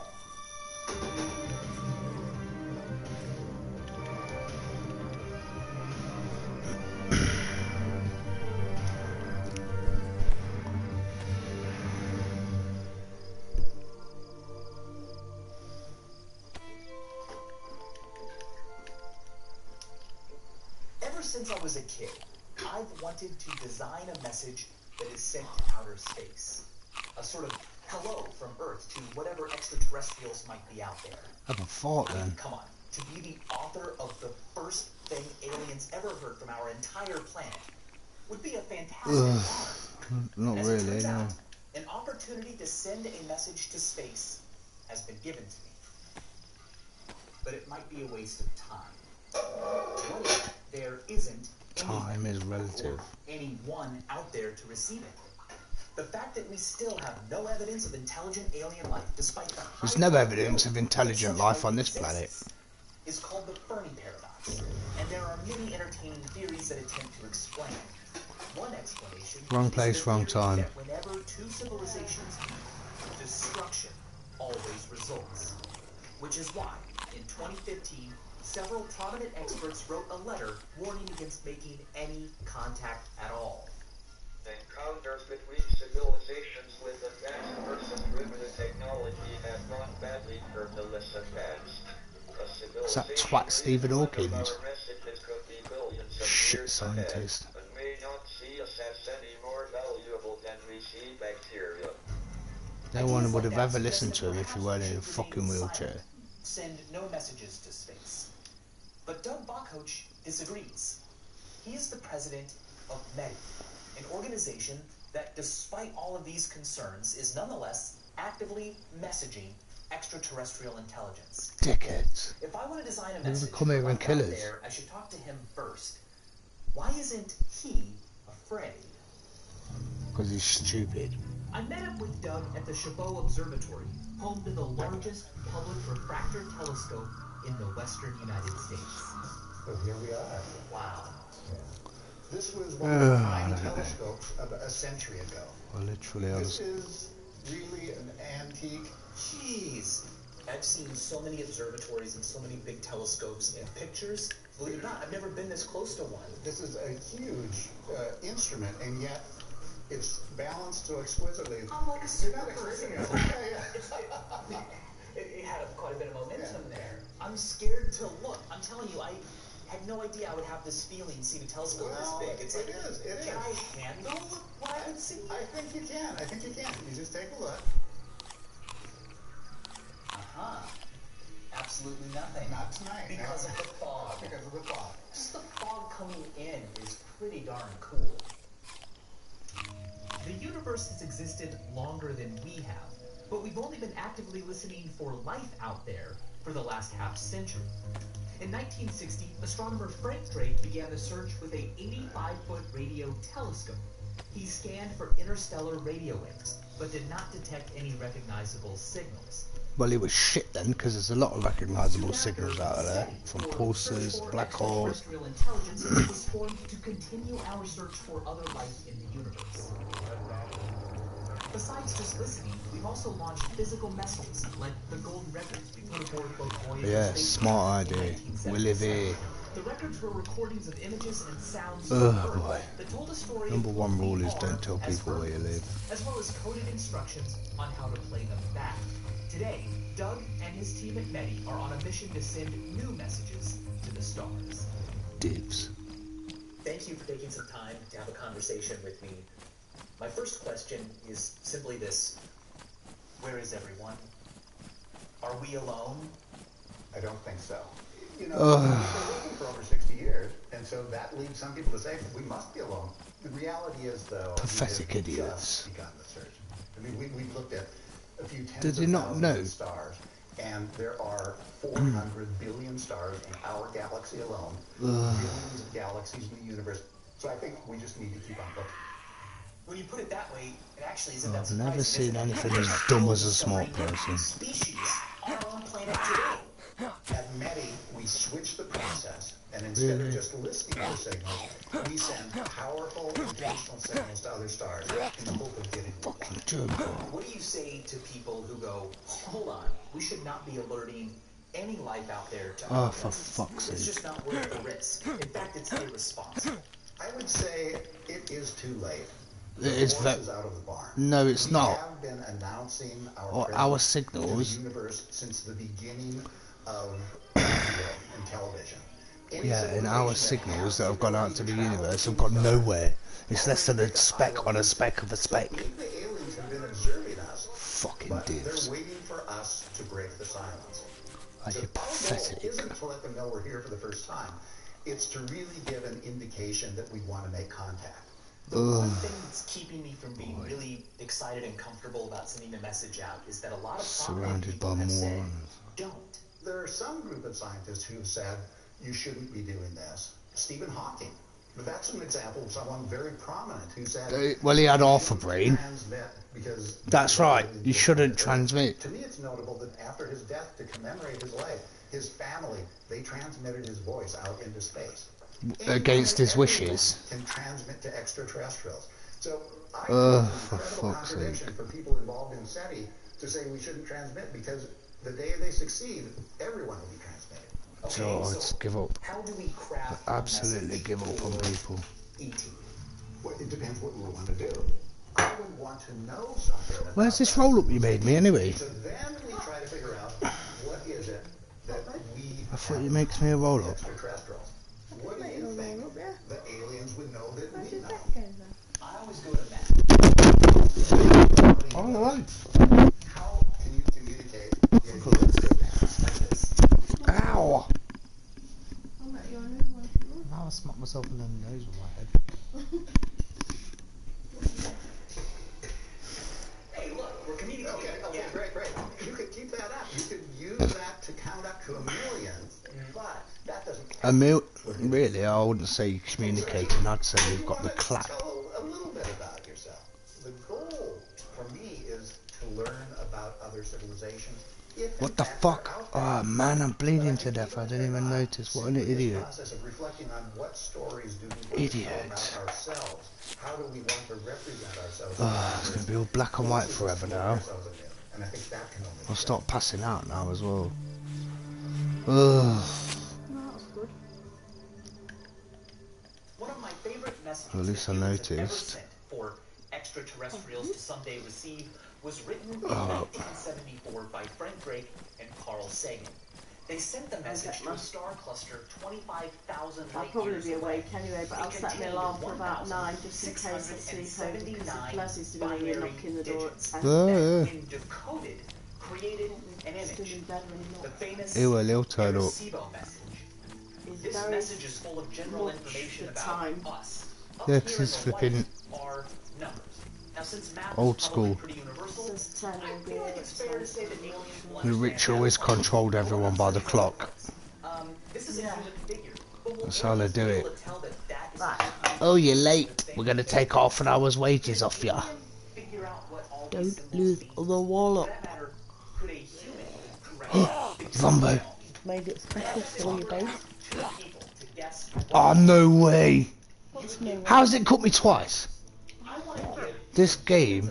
and I want to see how quickly they come Who's doing that? I didn't put in there That's not me. conflicting interpretations. Because if that happens, I'm gonna die. spell trouble for our ability That's to say fucking more than ridiculous. simple mathematical truths to whatever. No, that is ridiculous.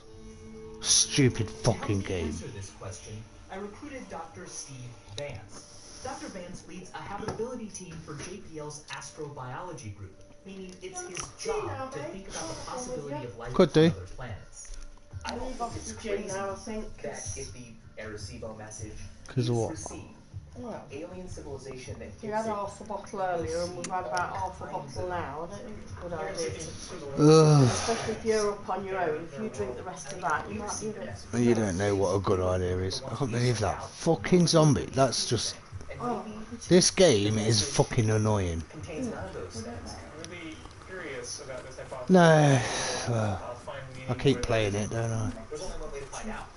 I keep playing it. Do you know what? If I knew where I was and where I was going... I know it's not that way.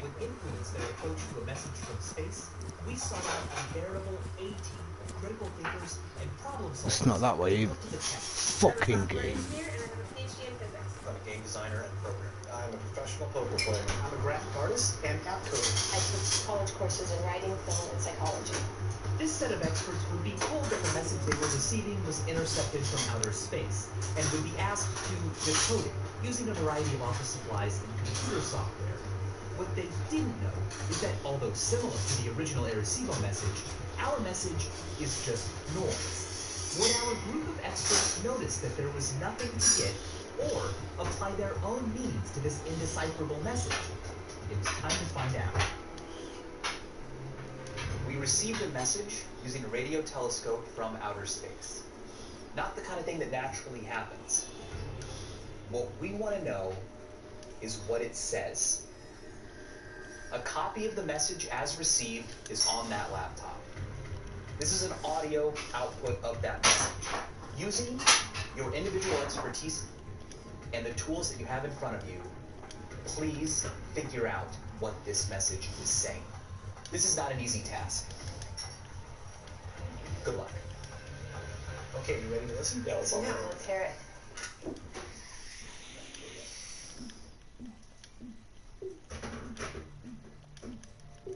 Before the team can interpret that our jumbled image is meaningless, they first have to figure out that they're supposed to decipher it visually. This would be the first step for any alien civilization who received the real Arecibo message. To do that, the first step is to recognize that it's binary. There are two different tones in the message. Is there a difference in time between any of these? It doesn't look like it. The rhythm doesn't vary. It doesn't vary. There's going to be a repeating pattern in there, probably. It seems like there's only two notes. Yeah, it doesn't seem to go any higher or lower than that. There's only two tones. We're thinking some kind of binary message, zeros and ones. We should probably start transcribing them and look for a repeating pattern. Right off the bat, all right, they're noticing two tones, binary message. I think that's a very human thing That's to a do. proper brew, that is. already Look, come it's to nice this and dark. knowing that binary Thank you. is this great way to talk, right? So we're already seeing into it what we expect to see. Okay, so if we have a way to encode binary into letters. So if an alien intelligence is sending things, we obviously wouldn't know that, and it wouldn't be the same language anyway. So they're probably just sending us straight numbers, like there's universal language and all that. So we gotta find out what's going on. Okay, let's have 3 people do this just so we make sure we don't miss anything. Let's do 0 for low, 1 for high. Let's start writing it down. 0, 1, 0, 0. Now they are creating a visual representation of these different tones. The key is to see how many tones there are. 0, 0. Oh wait, sorry, I got it. We need to play it in halftime because I feel like we're scrambling. The message is 17 minutes long with 1,679 individual tones. Because this would take so long to transcribe, I decided to help them speed up the process. This thumb drive contains a transcription of the message, pretty much just like what you're doing right now. But now you're just kind of jumped ahead. Fast forward, yeah. Here it is. All right. I'll leave you guys to it. Okay, this is pretty long here. It's not repeating at all. Does it look like an even distribution of zeros and ones? No, there's way more zeros than ones. Yeah. Okay. So what is the total number of... 1679 total. 1679. Is that divisible by anything in particular? That's a prime number. Could be a prime number. It's going to be hard to test that without writing a script. Just divide, divide, divide, divide. Yeah, let's do a little division. Just like the Arecibo message, our meaningless image contains 1,679 total tones. The number 1679 can only be divided into 2 prime numbers, 23 and 73. When you arrange the ones and zeros from the message into a 23 by 73 grid, the jumbled image will begin to emerge. If the group can discover this feature of 1679, they may be able to start breaking down the tones of the message into an image. Ooh. Hey, it's 20. Hey, yo, this is important, guys. This number breaks down to 23 times 73. Okay. There it is. And that is the only breakdown because 23 and 73 are prime numbers, so that's its prime factorization. So that is very relevant. Wow. The big brain on that dude. Do you think it's worth it to try and straight up, like, make a 23 by 73 grid, and then you could say the lows are white and the ones are black, and maybe there's some kind of image being sent there? I like that idea. Hey. I'm strongly with the graph idea. By pasting it into Excel, and then we can graph it in Excel and see. That's Good. You mean like fill the cells and make You the okay, numbers babe? right? Mm-hmm. Yeah. She's going to try to make this a little easier by coloring all of the cells that have a 1 in them. We picked these people because of their knowledge of mathematics and physics and music, but their knowledge of how to use Excel is proving to be the best skill. Amazingly, in just a couple of hours, the team figured out how to break down our fake Arecibo message into an image. Will they try to find meaning in the message, or will they realize it's just noise? Oh, I'm done! Guys, I'm done! It's fast. That looks sadly random. That almost looks like it's going to resolve into something. Maybe it's a map. Those aren't letters. They could be. They're all in the back half of the alphabet then. Except for a little 9 over here. Little 9. Baby 9. It's an I, right? I'm pretty sure there's nothing there. There's no pattern here. Do we agree, like, this probably looks like nothing? Yeah, I don't think going any further with this is really... Okay. Our group had followed the clues correctly and built out an image, even though there wasn't one that made sense. And incredibly, they didn't try to make sense of it. Within a matter of minutes, they realized it was random and moved on. So it was time to let them in on the ruse. Hello again. All right, so this is Steve Vance. He's taking the day off from JPL. Have you learned anything about the message? What do you know? It seems very random, so... Well, it did have a nice prime factorization. That did not seem random to me. Let me show you guys something new. She's got mostly 4 arms for a girl. We tried The one with the squeaky voice. zeros kind of in this block. I don't know what sport she does, but she does something. Now this is not the message that you're looking for. This is the famous Arecibo message. What kind of an idiot would send a signal out into space saying we live here and we've got gold?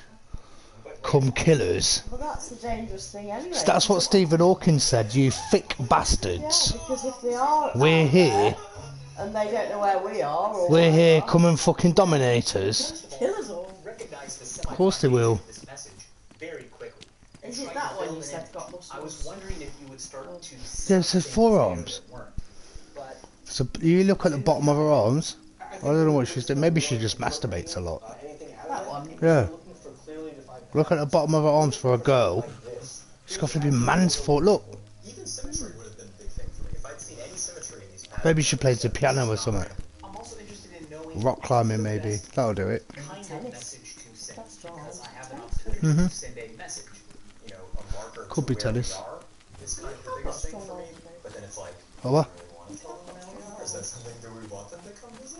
You smell strong. What do you guys think? Should we be sending messages So you are strong. to outer space? Yeah. I haven't got strong back and what's wrong. Every single time any Yeah, civilization, that's because you flipping civilization, and one is off a man or something, ain't you? There's something wrong with her. what if they're not? Oh, you can't say naughty nasty things like that. Very nice. Communicate is like this. What if we Here's just me thinking you say something lovely about me. Well, for God's sake. Sounds not normal and I'm half a man. Well, I would say something nice, but I'm annoyed with this game. This shit don't even fucking work properly. Pathetic. Absolutely, yes. That's kind of where I land. And let's just think of this as a way to preserve. If I'd have had half a brain, I'd have just brought it on the PC. It's the same price. And you get twice the game. Yeah, and it's. And it works. It's a lot better on here, isn't it? Yeah, it actually works. And you got twice the items, twice the flipping things to do. Where there is none would more quickly emerge.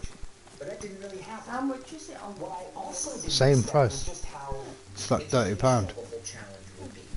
I mean, I saw some human flaws and biases at work, but more generally, I saw the human mind at work, who we are. Which kind of makes sense, right? I mean, the Voyager Golden Record really isn't just a neat thing for extraterrestrials. But they do it all the time now. Nowadays, they just sell bullshit games that don't even work. And what are you going to do? Same like when I brought the PlayStation. 2 broken controllers. Brand new.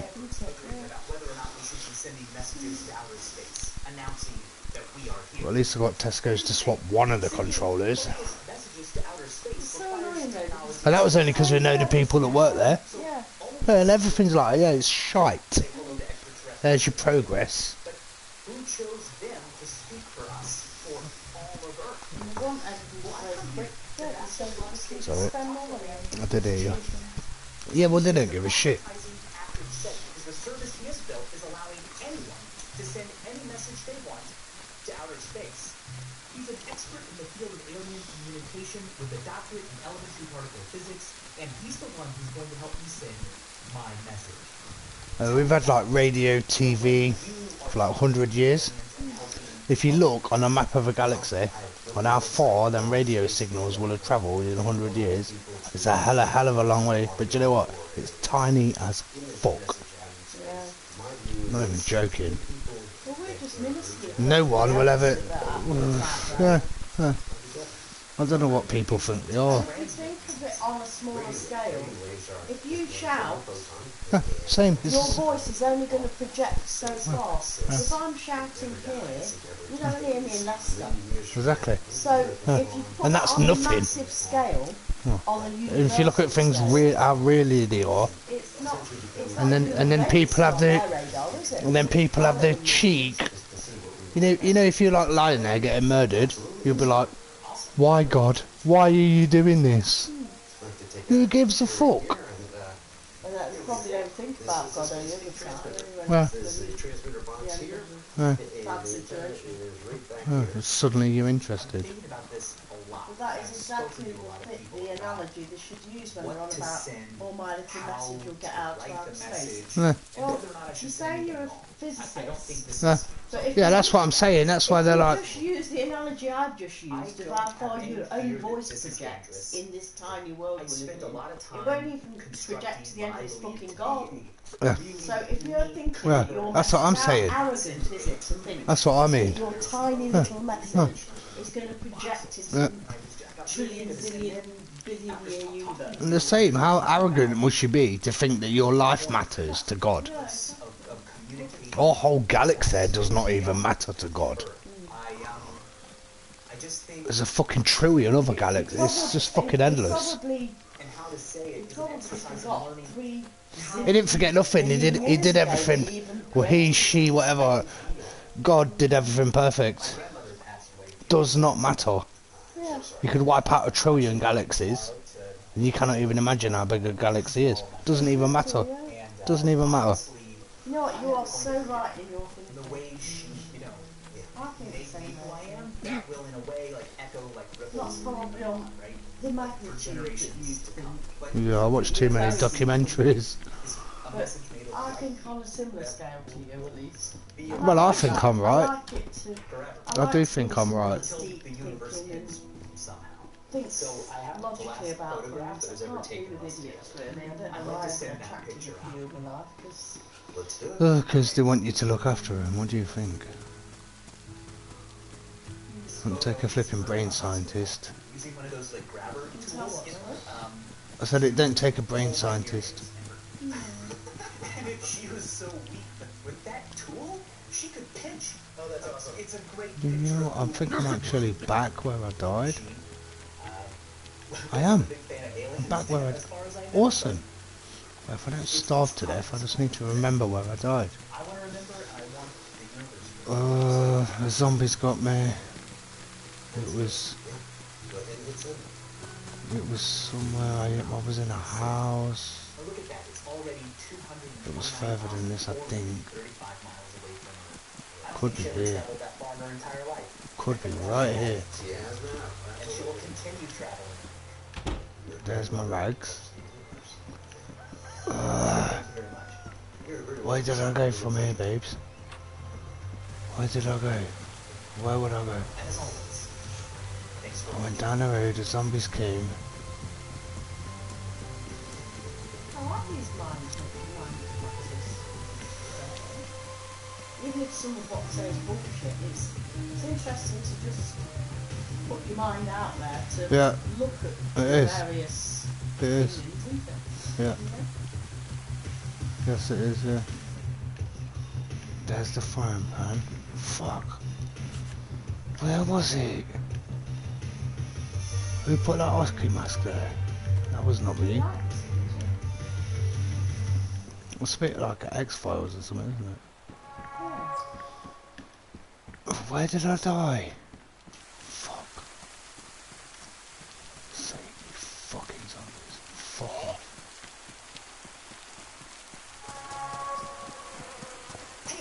I'm there, I'm there. There's all my shit. All of it.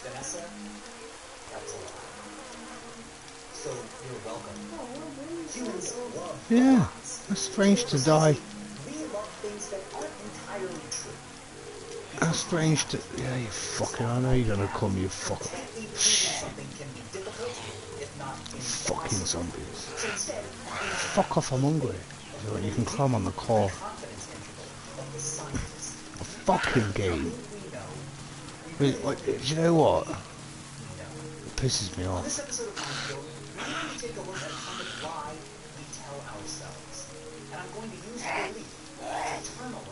Really? Fuck off. Bitch.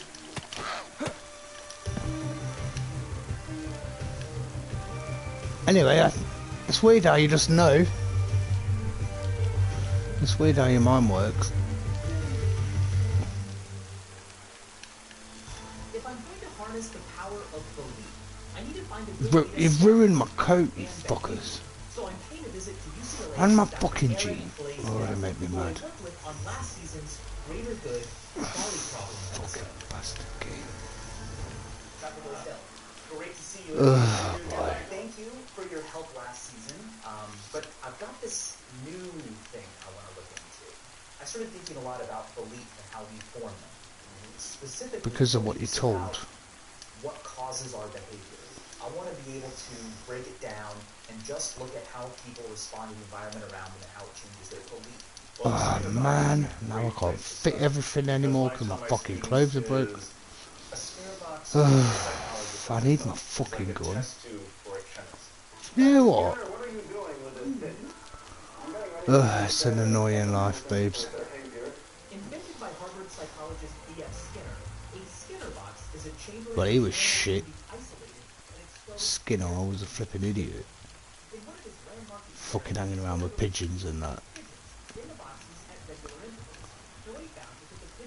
Weirdo. Probably he couldn't get a girl, so he just did experiments on pigeons. Yeah, I think so.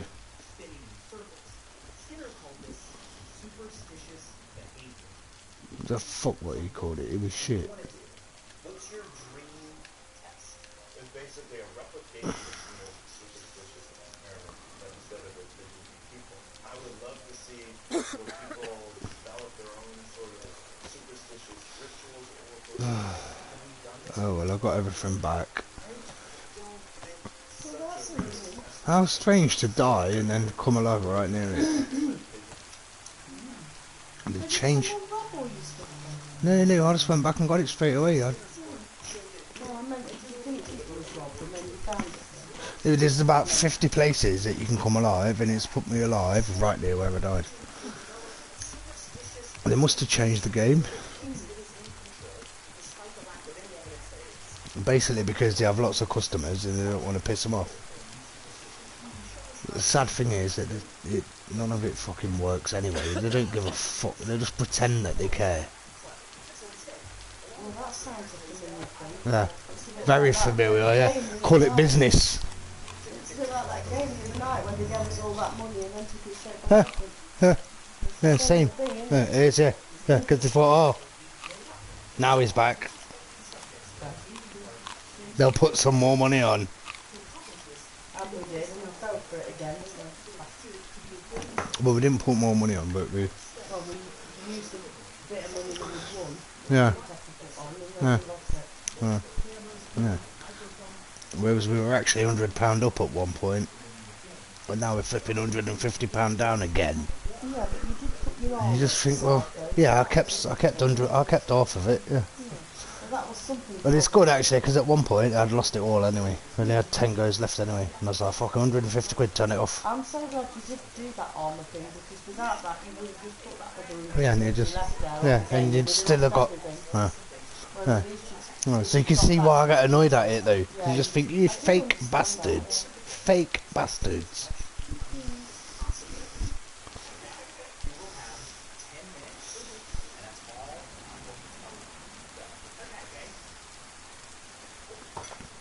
She needs to stop fucking eating pizza. Well, you put them on that extra chapter last night. One of them was 23. Oof, God. It disgusts me. What is wrong with the world? Get themselves into such a Well, me too. You just think it's pathetic. Yes, I put weight on for a while, but I was in my fucking 40s, and that is sort of when you do tend to put weight on. I've lost it now. But I mean, I was skinny all my life. How if anyone can be that size and not do anything about it? I'll come back for the sledgehammer, eh? Oh, my spade. I want my spade.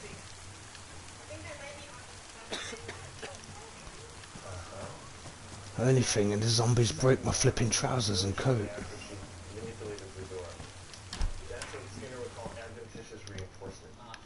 What's that? Ooh. Strong it's become. Now she's doing a lot with the door and this dancing, just like when a skinner flew. See? For the first 2 minutes, Rebecca believed in specific combinations of the door and the button for tricking for money. She had created a superstitious ritual, but when her old ritual ceased to line up with the reward being delivered, she started exploring new actions. Would you like to keep some money? That's a raincoat. That's a store. Now where are those jeans?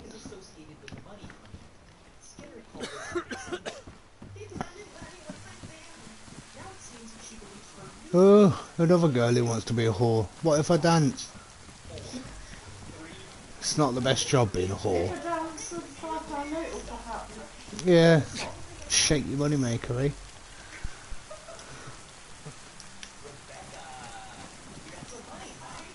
Oh, look. He's clever, he knew what she's after. And now people want some recognition for the effort. You're a good person. Do you think I'm like that? We're all like that, that's the sad. I do always want reassurance. We're all like that. That's because of the way you've been treated in your life and stuff though, it's not a... It's like when I make a dinner, if you don't say, if you eat it, Yeah. you don't say anything, I'll say, is that okay?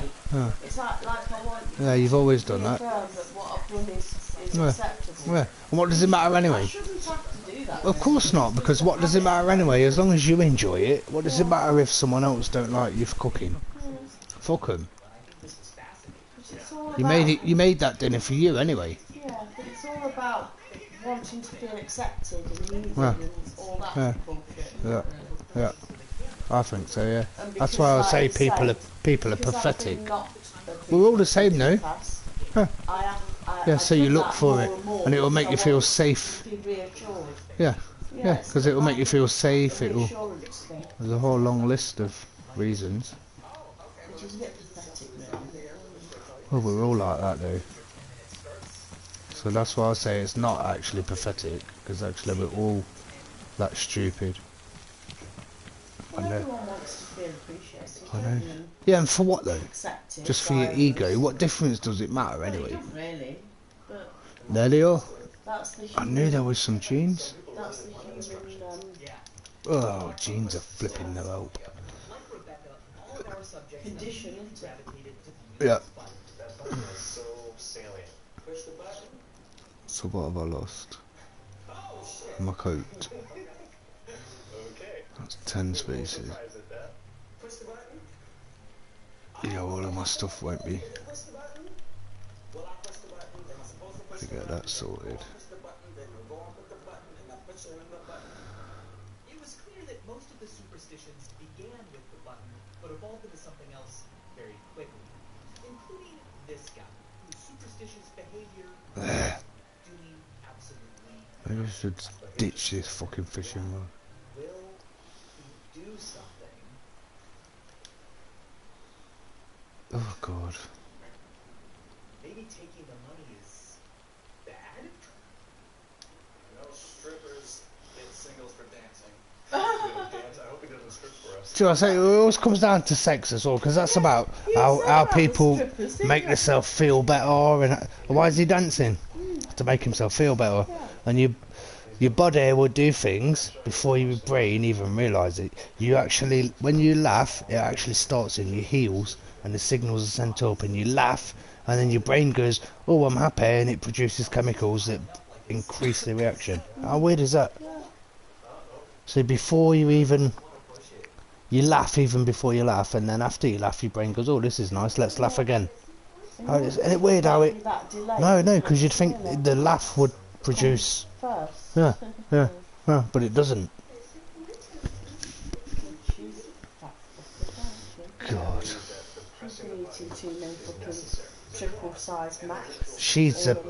She's like a fucking pigeon. She's a moron. He thinks it's odd.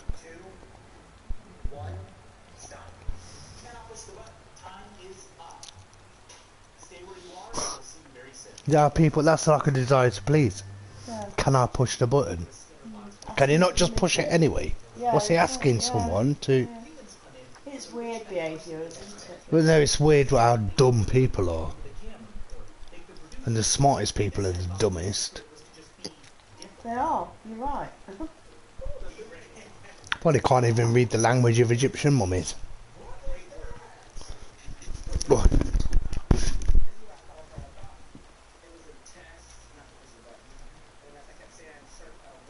He's the one who said, "Come and push the button." Yeah.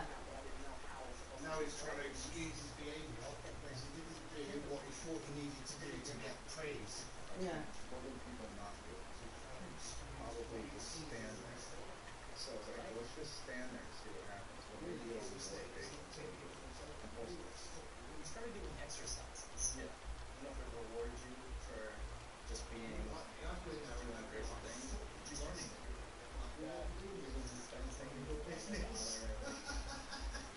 Well, that's you all over, that is.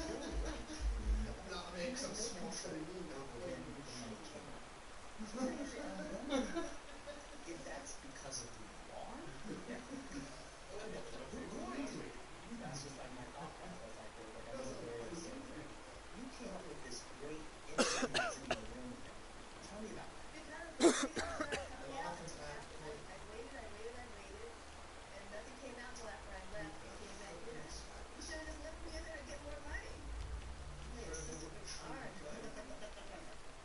Victory Vault, aka Human Skinner Box Experiment. What are your thoughts? We're really finding that humans are susceptible to superstitious beliefs or behaviors. You know what? I totally agree. Except there were some people who were able to with some degree of confidence that they didn't have control. Some people were probably just skeptical. Yeah. And that's just their personality. What? Yeah, the beliefs that people brought into that Are you room blaming me for really that? affected Because I've been feeding you. they created in the room. Well, we need to just I'm just reading stop. your mind and seeing how you want some Seekers. social acceptance. And Do you want me to come back with you and have belief something? that in psychology and anthropology, that may be the way a lot of rituals got started, by accidental reinforcement. And then it becomes codified into a religion or a cultural practice. I'm sorry, I keep apologising for reading your mind. Yeah, don't read me mind too much. No. You might get scared, Yeah, especially when you're like walking past some dwarf and you're like, he's fit. I'm like, you know what? I've just read your mind and it's not good. I know. Well, I don't think I would say he's fit if he was a dwarf, to be fair, but there we go. You'd have that rich one though. That box would make the money come out Which rich one? The one with the one Oh, on Game of that one in Thrones. Game of Thrones? Yeah. Or lies. Oh, I don't know. I don't think I could. Even if Oh, I you got would. You'd those, love it. I don't think I could. He's a good actor. He is a good actor, yeah. He's in Time Bandits. I think that was his first film. And he had a whole 6 dwarfs or something. Was he the one in that film about the little baby that was found at the end of the river? That might be Time Bandits. And they lived in a little tiny house and he had a little tiny wife. And they found this river at the baby. He's in so many films, you wouldn't believe it. It's quite an old one. You wouldn't believe how many films that guy's in. Yeah. That's why he's such a good actor, because he's done it all his life. Hundreds of years ago. In fact, in the United States alone, there are currently And he really is a really good actor, endorsed by yeah. Vatican's International Association of Exorcists, up from just 12 a decade ago. You're fucking What's a actors. reverse exorcism? The Pope's a It's fucking something I made pervert up, anyway. where instead of removing a spirit from someone, you put them in them. I want to do that because I don't think it's ethical to tell someone they're possessed by a demon. But I'll need some help. And I know just who to ask. Well, if the theory on that one is that you've got to be the most holy person to exercise a demon, then anyone in the church wouldn't be acceptable because they're all fucking evil anyway. No, they are, yeah. They are. The very nature of it. So the only way they'd be exercising a demon is if it was one of your mates. If you think If it was one of the mates if you, who were I demon. think, my opinion, if you think you're finding God in a church, you must be a fucking moron. Yeah, a little tiny Have church. you never seen a tiny tree? humans. God Yeah, is in a exactly. tree. You're not in a fucking church in the middle of fucking nowhere that no one gives a fuck about anyway. Exactly. He's in life Go itself. hug a tree, there's your God. Feel like you're losing control. God's in you, not pay some fucking priest to exercise you. You're indeed. It's all. One Well, of the earliest anomalies I found about religion was when they used to go to confess the sins. yeah. How the Oh, fuck then it's alright. can another man, especially ones in the Catholic Church who are fucking the most hypocritical paedophiles in the world, how dare they sit in a box and say, you need to come to me for you to go through me, for God to absolve you of your sins? People are that dumb that they believe it. You know what, the Pope is closer to God than you. No, the Pope is on the same planet as you. And even if our whole fucking galaxy got blown up, which is trillions of stars, fuck knows that. And even if that got blown up, it's just a speck anyway. Yeah. We're just so arrogant as humans. Pathetic. They may say it doesn't, but Pathetic. Well, pick your nose and do something useful, you tips. Am I not do the maths? I know, I'm right. You're right, yeah. Pick your fucking nose. Praying to God. You're better off picking your nose. At least you're closer to God then. Our 5 test subjects, pre-screened and vetted by a psychologist, arrived at the facility thinking that they were going to take part in a broad study on science and religion. She fancies herself way too much. She's an asshole. She's greedy and nasty and bitchy. Yeah, that one, she's got lovely hair. Filling out extensive paperwork. Isn't it funny how you can analyse someone just by looking at them, really? Yeah, but And you're not usually far only if wrong, you're are a you? bit smart though. It takes a lot of. There's a lot more to it than being able to. You've done it because you've worked down the bar. Yeah. So how many people? How many thousands of people have you served? And then thought, oh, he's alright. And then half an hour later thought, fuck, I was wrong about that one. Yeah. But it's even more than that with me, because I've worked with people that are non-verbal. She's not a person. He's an alcoholic. He's lived a life. He thinks he's smarter than he is, and better looking than he is. He'd be a rapist or something, I think with me, because I've worked with people who've got non-verbal communication, you have to look far beyond and analyse body language. So I think that's, you know. No. Well, most communication's body language anyway. It's not that I'm reading your mind, I'm reading something, aren't I? Yeah, it's something like 93%. The only way that I can language explain is it, body language. the only way that I can explain it is that I worked for it and I earned it. Yeah. Does that make sense? I earned the things that I could see and I worked for it and earned it. It's not a flipping. Well, you are born with it actually, and you forget it as you get older. No, I didn't remember it. Yeah. Babies are amazing. So are dogs. You know that a dog knows a nice person and a not nice person. Oh, absolutely. We've had that Do you conversation know? a lot about Do you know? cats and everything. But do you know though that these animals are not dumb and they will not say this is a bad person because it puts them in danger. Simple like that. I think so. But how can a dog know? They must go by facial expression. Same as babies. Same as we do. They do go by facial expressions, Same as we but do. it's about pheromones as well and about the scent you give off, Yeah, but there's a whole mix. the fear, How can the you tell? You think, aggression. Because you give off chemicals when you're aggressive as well, which is why you have an impact on other people. That's why when you start to escalate in your behaviours and start getting like nasty, even in the way you're viewing things on the telly, for example, if you start getting like, oh, fucking this and fucking that, I think it makes me You don't need that shit. start getting like a bad feeling. Because you're reading my mind. Yeah. And predicting the future. Yeah. So I think there's a lot about pheromones. It's not just about smell. It's Yeah, about, that's how dogs do it. well, it's about smell. But It's about facial looking- expression and smell, but Yeah. also there's But what you smell, but you don't it's know about you the chemical that Yeah, out the of choice. your body What as choice well. is that you Because can't when make. you So a think bad about person it, can't disguise that they're bad Yeah. to a dog. when you or a think cat. about it, Or a people cat. that have got a lot of anger within them, they must give off a certain chemical that comes out in the form of a smell Of course it is. that an It's to do animal with- can It's to detect. do with hormones and stress Yes. and Yeah, your not pheromones. your pheromones, your endorphins, and your all your, you know, It comes out all from the that. skin and that. Yeah. Thoughts and that.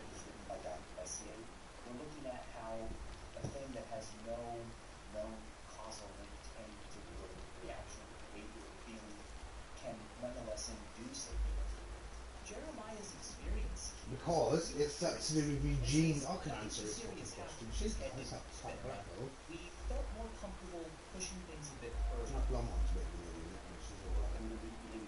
She's lovely though. She's got a friendly face, doesn't Yeah, she? look how nice she is. I interacted with the No one's participants hurt her. before the ritual to build up their expectation of something happening.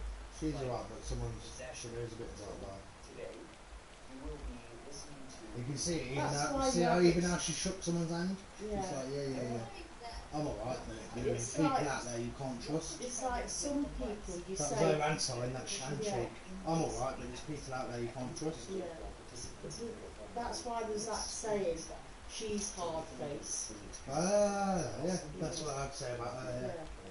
Because some people you meet and from the minute they walk in the room, they give off like an aggressive tone and they've got an aggressive look on their It's a face. defence mechanism. Because often those people are actually lovely people, but they don't tolerate twats. Because they've had shit in the past. It's a defence. They're boring her to death, look. Hypnotising me.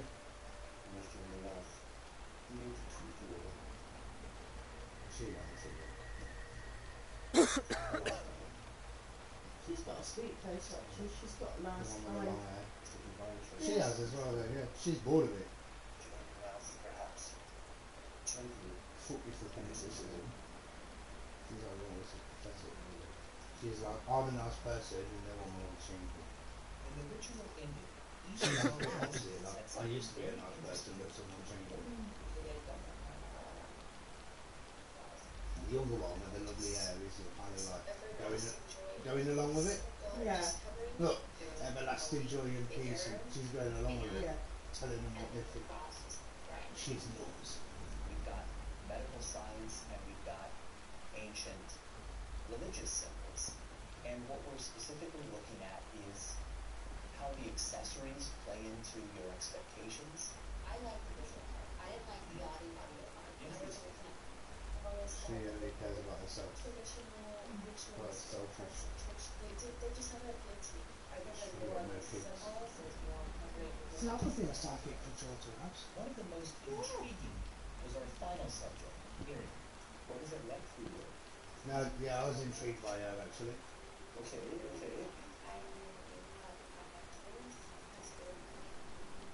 She thought about other people. I told you she was nice. I immediately thought about other people. How many people do that? They will not. She's right. Why would they? And then she's beautiful as well, that's it. She's got a very nice, friendly face. She's honest and describe for me what that was. That's why they say you've got it's fun to be around. They say you've got an open face. When if you're a nice, if you've got a smiley face and you're genuine and you're friendly, they say, oh, she's got an open face, like a accepting of people and not aggressive or. Because everything we did in the room was a lot. The priest was not the woman. The ritual was not a woman. The nurse was an actress. But yet she's had the best experience because she's in the best place out of all the other subjects. Most today was how personal every single moment was. I think because of the combination of the powerful imagery, both religious and scientific, It shows you how you can That doctor explain don't give a it. fuck. That doctor's like, go away. I just want to rip people off and make money. across the lectionary, these things, they're pregnant with meaning. We seem to have found that using these cues, people were able to feel very, very deeply if you relinquish their sense of self-control. Here's a question, what's the difference between what There's a lot of them going on at the minute, earthquakes. and what an actual I don't know if it's the sound on here, but it just felt a bit like a vibration. controversial question. I think the difference is Maybe that you shit your pants. No! Oh no, you never wear pants. I'll never choose their psychological route where these themselves become very I felt terrible when I said that's like into it. The results can be the same Stupid girl. regardless of the intentions of the facilitator. You can see it as a low self-esteem by the way he's looking, by the way his brain works, and the way he sits and things like that, and the way he shapes all his areas. He's a weird guy. Look. He's a weird guy. So, we have demonstrated that our brains are belief-making machines. Rather than accepting confusion and uncertainty, You believe what you want to do. superstitions and beliefs that make us It just shows you how influenced you are I by think they call them imagery and they say, all that though, isn't they've it? always said, kung fu teacher laughs at superstitions. even when superstitions are That's what you need to unconnected know. to reality. That doesn't mean that Oh, it's unlucky to walk under a ladder. Yeah, if someone drops on your head, yeah. Oh, but no, no. It's nothing to do with superstition. It's to do with what happened. It's not. And that's anyway. There's a lot of people that, oh God, oh freshman salt's over his shoulder. I've just trod on a black cat. But I used to be the same anyway. Just believe what you're told. Then you go for the exercise for 6 hours a day, 10 or 15 years. You realise, do I get fit and healthy by magic, or do I have to put the work in? No, you have to put the work in, don't you? Exactly. Fuck my superstitions. Oh, I'll just spit myself, fit in muscle. No, you have to go lift some weights. No, it don't work like that actually. You might think you're fit in muscle, but actually you're fat me. Yeah, it don't work.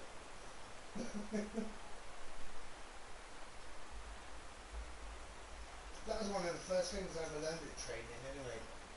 Just one evening my teacher said, people think common sense is special.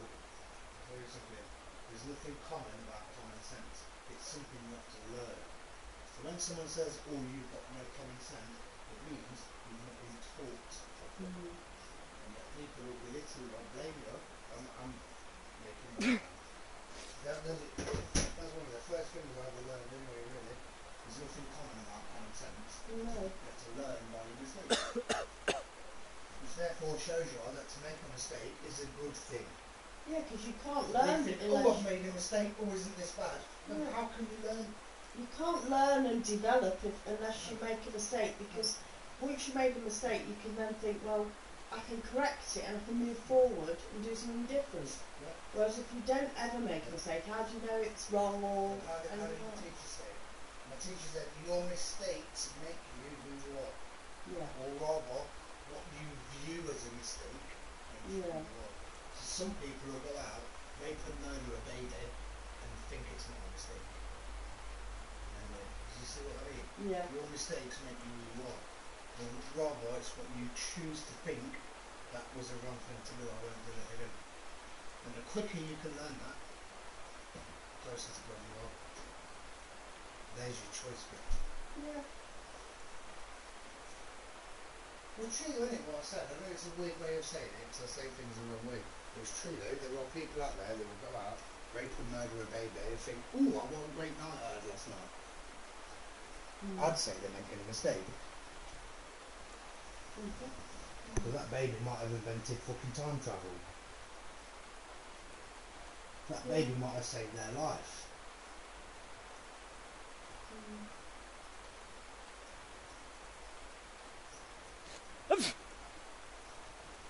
Unless you see something as a mistake, and unless you choose to learn from it, you repeat it. Yeah. You can't move on in your life unless you. And that's why. That's how children learn. That's what why went it's wrong so in your hard. life. Yeah. You've never seen that it was a mistake you did with them guys. And they wouldn't have wanted you to see it, would they? No. What do you think they were hiding from? What do you think the whole thing was all about? I do blame partly my mum for that though, because she always brought us girls up to. She says men always come first. You have to make the dinner. Even when my grandmother was a bloody paedophile, Do you know what? my daughter, she says, "Oh, he weren't that bad. He was a bit rude sometimes, but Do you know what, she was though? like making excuses." Do you for know him. something It's though? like, If you're in Well, to pick up on the very, very first thing that you said, men always come first. Do you know what? If you're in a loving relationship, even if I do come first or not, I'm still interested in that you come. And that is where people go wrong. I don't mean come as in orgasm. Well, you can look at it in any way. I mean, she meant that you put well, men why? first. Why did it? She's wrong. She's wrong. Where does the man come from? The woman. So who came first? The woman. Yeah. Sorry, I did that one. Yeah. It's a chicken and egg question. Well, But it's the same point that I'm making before. Like but I said, I think because we were brought up like that, we were taught to stick with the man whatever the outcome. You know, like, you know, you put your man first, you always make sure his dinner's on the table like I said, first. when you realise and in a way, when you realise you've made a mistake, do you know how Madonna got rich? Madonna would hire out a studio. She would be like, yeah, I'll hire out a studio from 9 o'clock to 2 o'clock. She'd get like a power and make it record. Anyway, she'd get out at 7:30 in the morning. And if anyone was late, she would say, fuck you, you're sacked. I hired this studio, how dare you turn up half an hour late? Piss off. That's actually what I mean. I'm working hard, I'm not putting up with dickheads. I'm not even joking. No, you're not even joking. If you look at all of her songs and everything, what are they about? Laughing. She's laughing. She's laughing.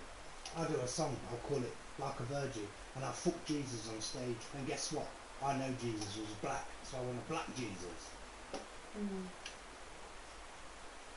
She didn't give a fuck. Yeah.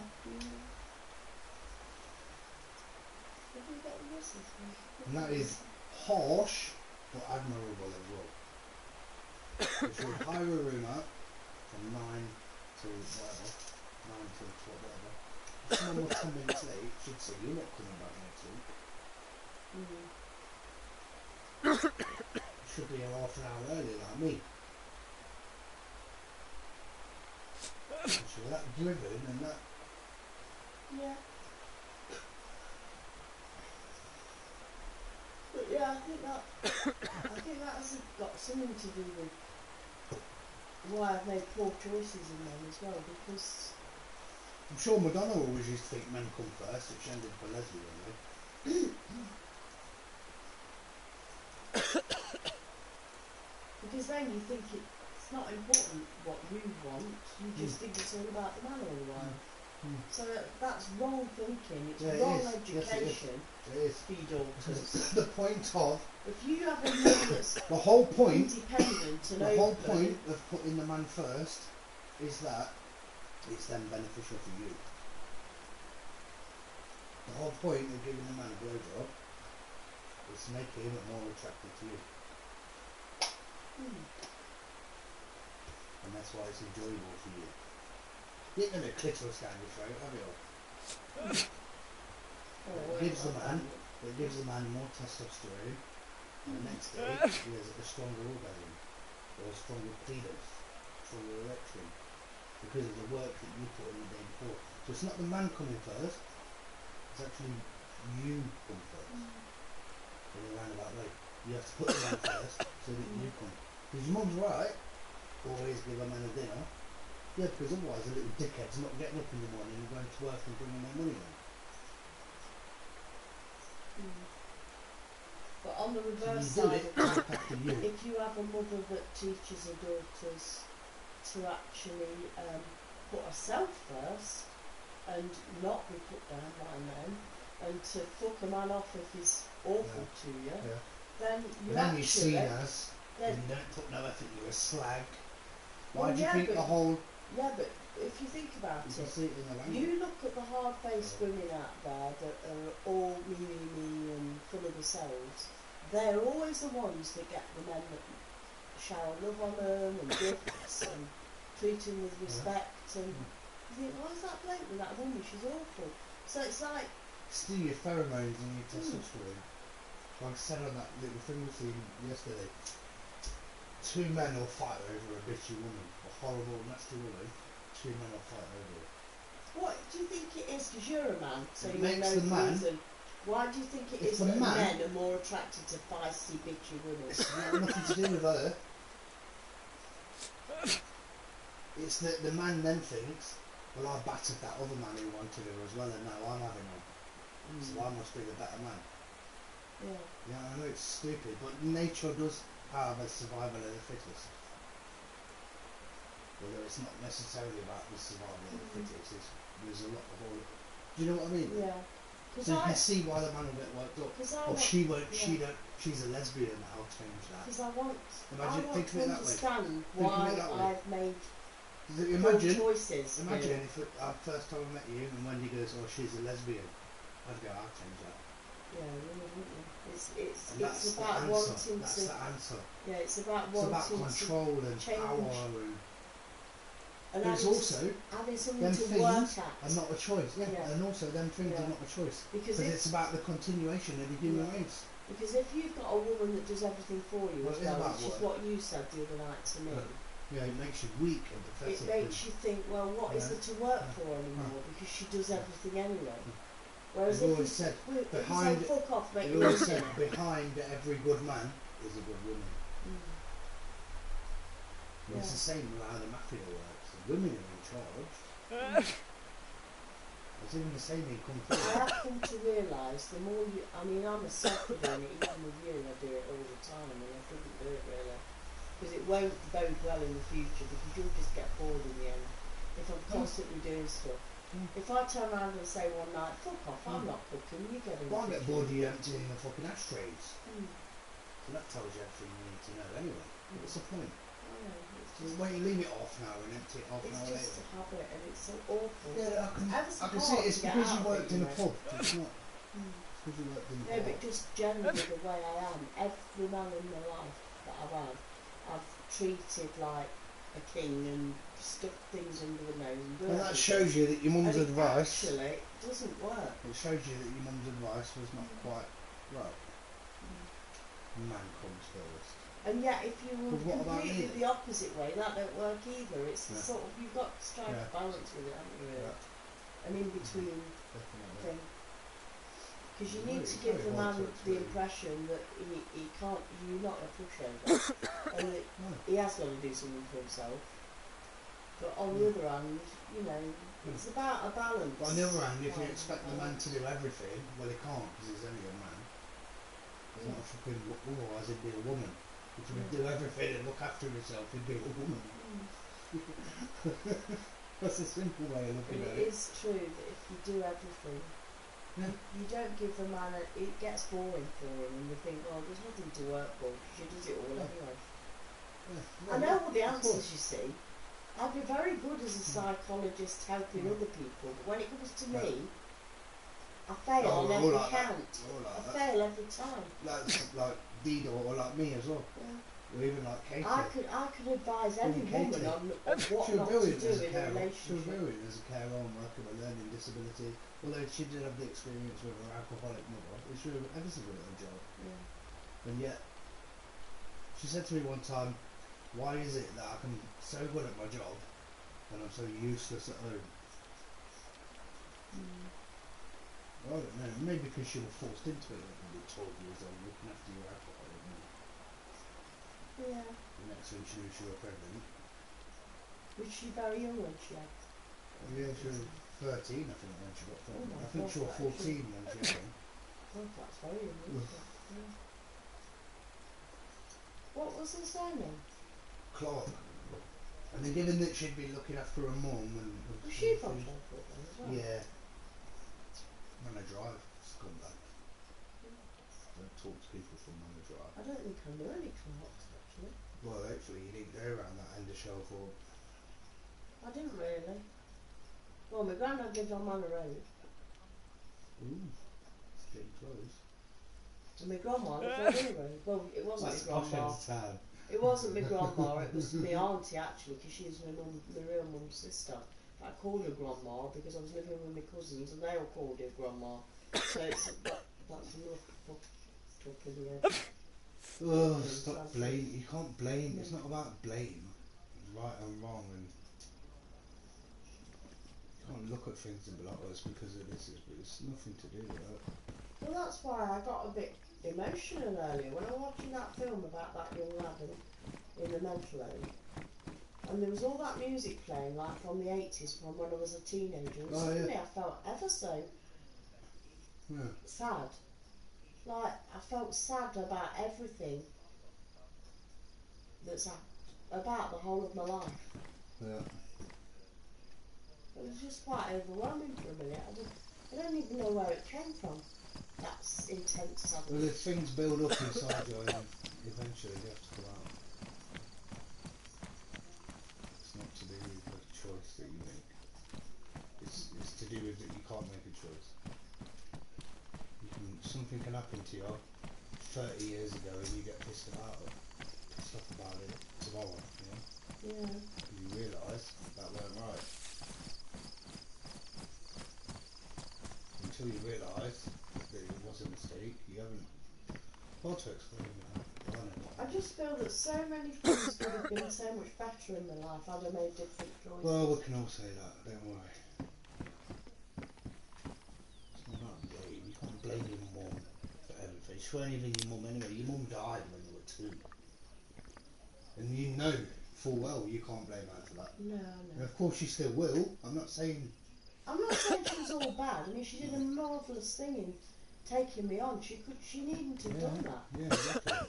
You know, I've always said that. I've always said that right from the beginning. And when I was a child, she looked after me impeccably. Yeah. I never wanted for anything. And if you listen to her, she's even said and that she loved me the best she could. She's even said that she made a mistake joining the Jehovah's Witnesses. She never actually even wanted to do it. She was just talked into it by some idiot. Do you not remember her saying that? Yeah. Do you think she was lying when she said that? No.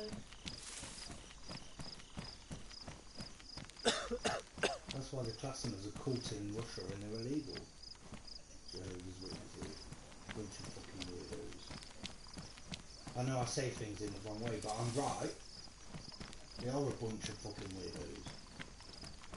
And so are Catholics. So is any religion. Muslims are fucking weirdos. I'm not even fucking racist or anything. Say it how I see it.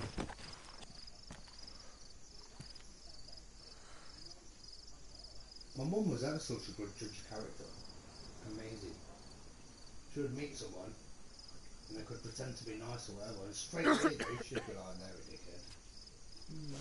Like, 3 years later I should be proved right. Yeah. Or other people she'd meet and she'd be like, no, they're lovely. And everyone else is like, no, they were not. And she would prove right. Do you think she would have liked me? Yeah. She would. She loved you. I've always said that.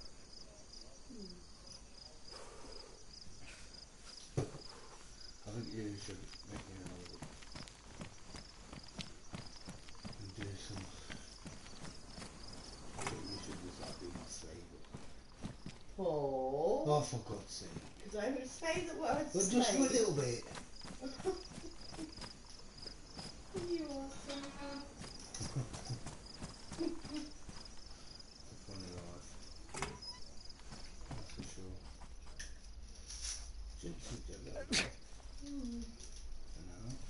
Interesting having chats about different things, isn't it?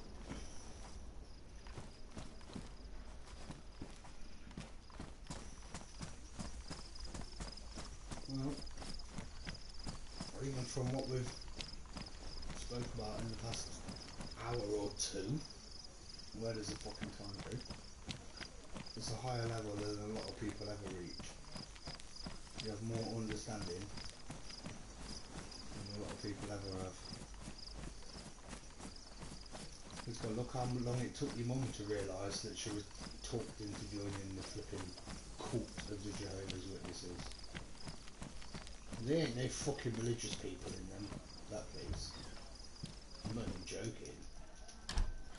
How can you be friends with someone for 20 years and then they do something wrong? Who the fuck do they think? And then they won't even... Do you know what? It just disgusts me. When they walk by you and ignore you, you ought to say something like, who the fuck do you think you're ignoring, you little wanker? You ever read the Bible? Thicko. Fuck off.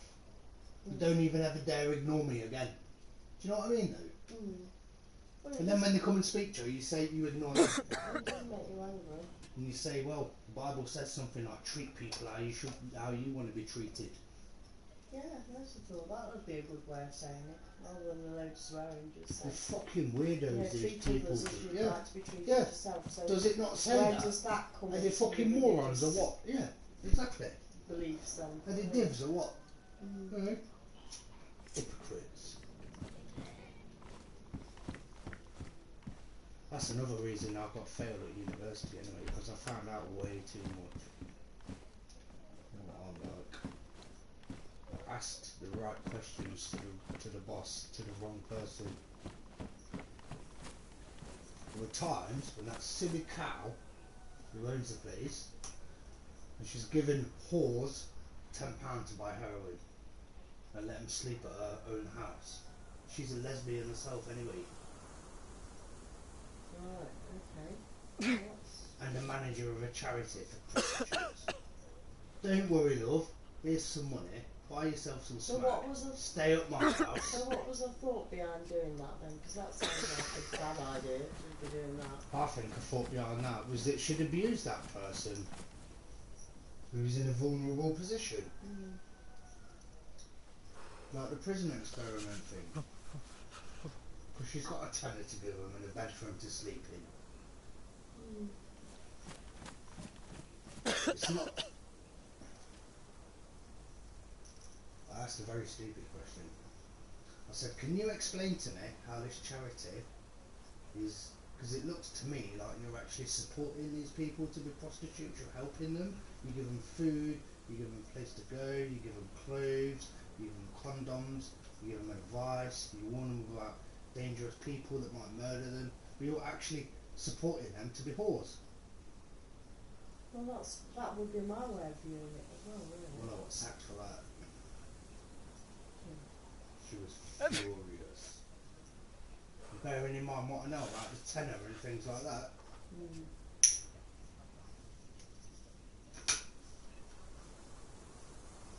There's bad people everywhere. I didn't fail at university. My university failed me. If you do the maths, you'll realise that what I'm saying is exactly what happened. They failed me. Yeah.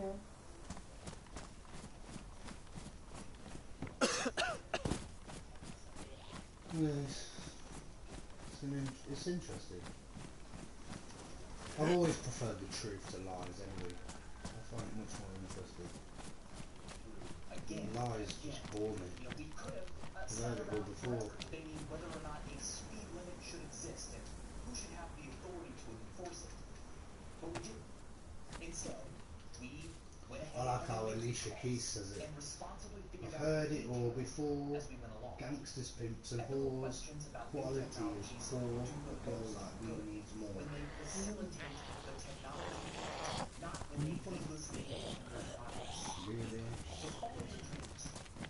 And as soon as you can, share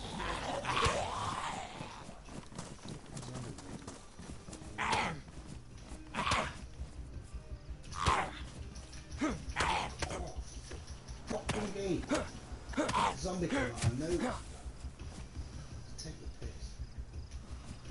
You're not just write a fucking program. What idiots make this game? Some bullshit made fucking PS4 what it can just rip people off.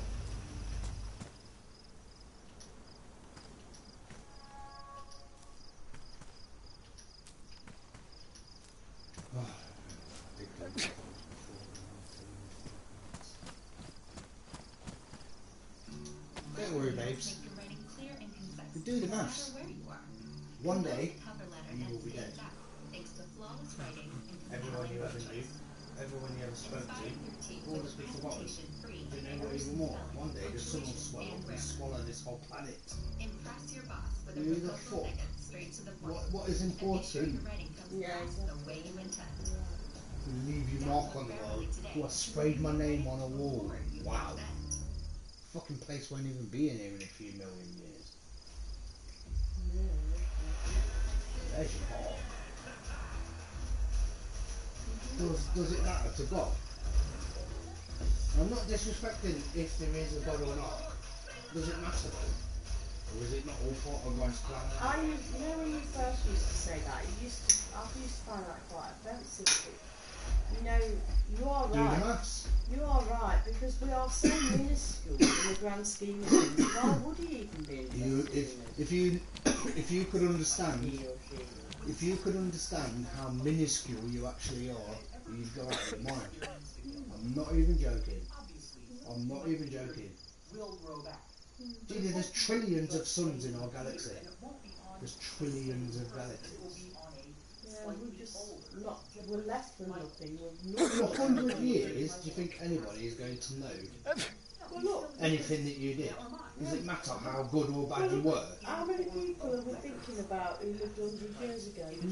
You know, like when we see these Pathé news footages of all these people running around doing the shopping, you're right in what you say. riding horses, It's and surprising. none of them people are now alive, and how many of those people are remembered? They're all gone. We're just insignificant. And what about when the planet's gone? What about when our galaxy's gone? Do you think it matters to God? No. Because he put it all together. Whoever comes after us aren't going to be thinking about what... Why do you think he built it like that? Or she, well, you know, I'm just using words, but why do you think it was made that way? Yeah. It's fucking foolproof. Shit, the world's full of fools. So it needs to be foolproof. Yeah. You can let us all burn, it don't matter. I mean, it's not one speck of different, not even the dust. No. There's more suns out there than there is grains of sand on this planet. Yeah, I know, that's amazing. What kind of moron would say the Earth's flat? There's nothing else out there. What kind of idiot would say that? No. You have to be brainwashed.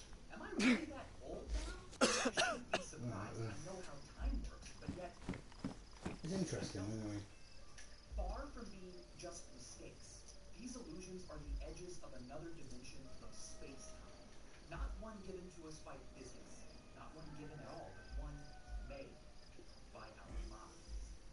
Let's begin with the different ways there are to feel time.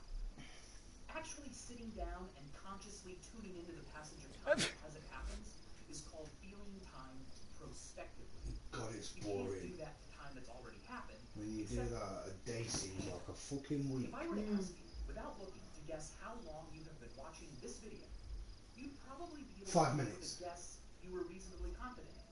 Well, you arrived at that guess Oh. by feeling time. I said 5 minutes, only 2.5 minutes. By measuring as it appears in your memory. Now, with that in mind, we are ready to approach our first illusion, the holiday paradox.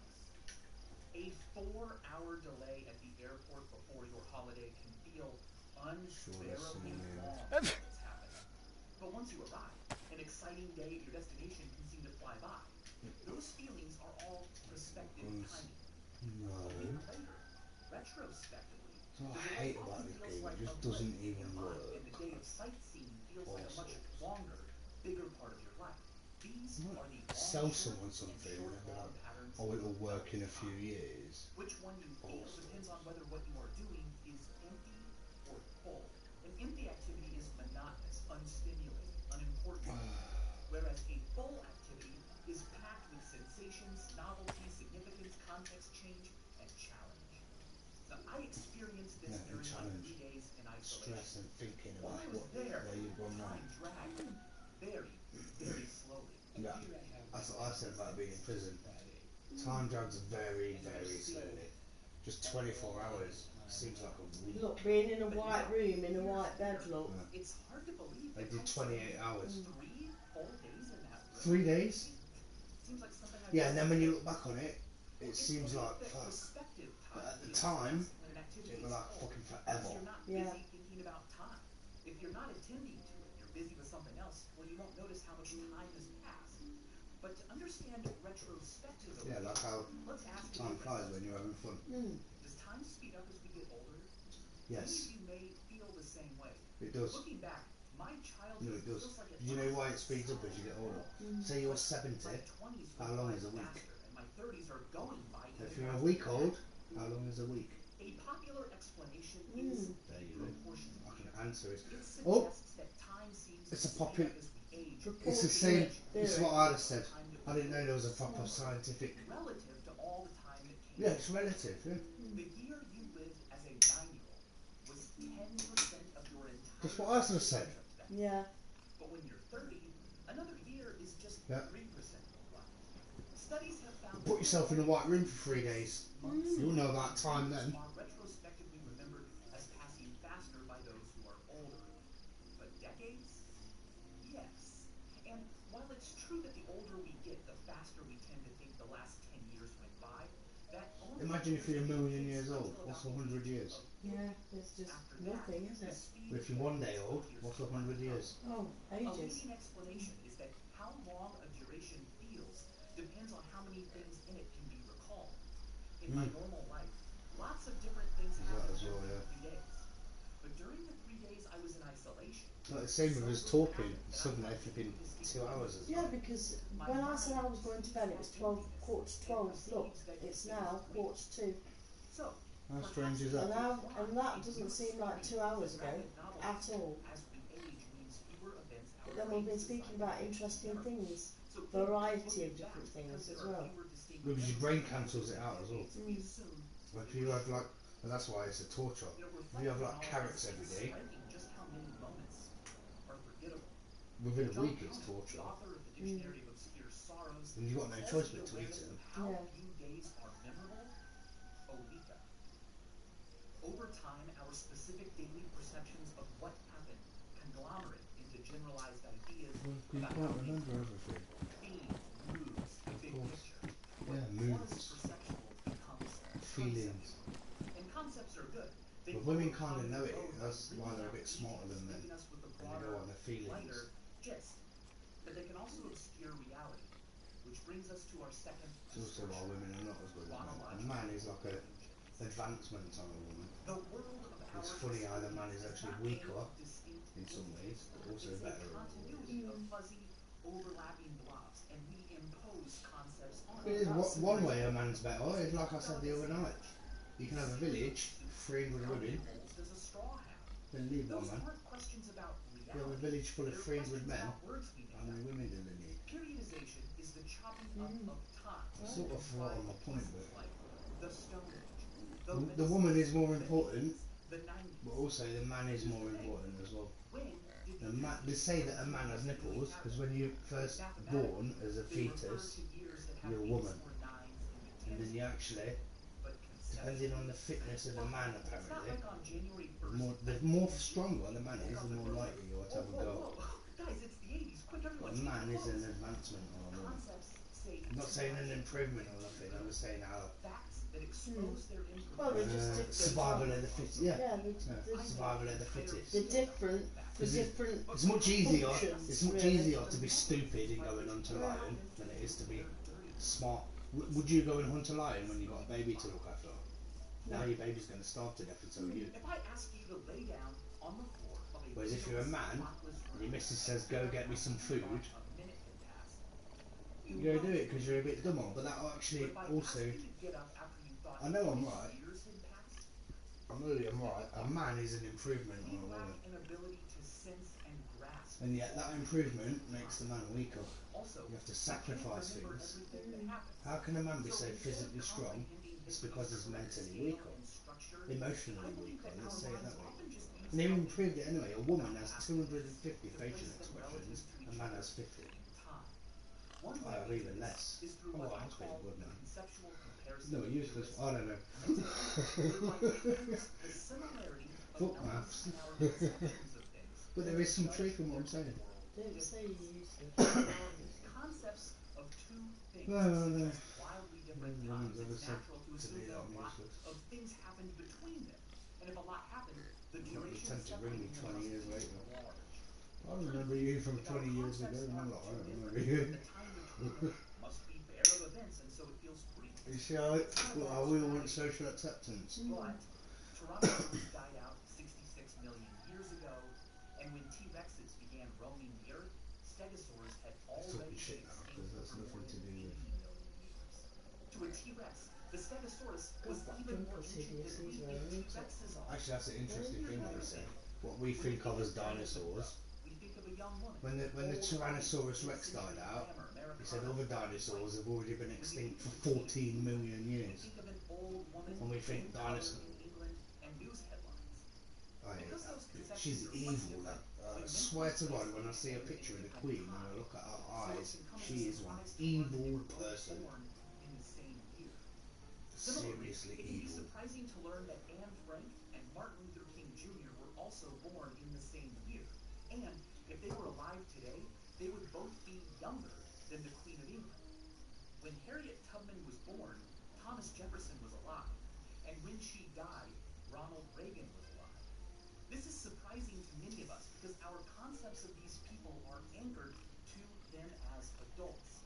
But Harriet Tubman was a 4-year-old when Thomas Jefferson died. And when she died, Ronald Reagan was a 2-year-old. Far from just being amusing, chronological illusions can often have teeth.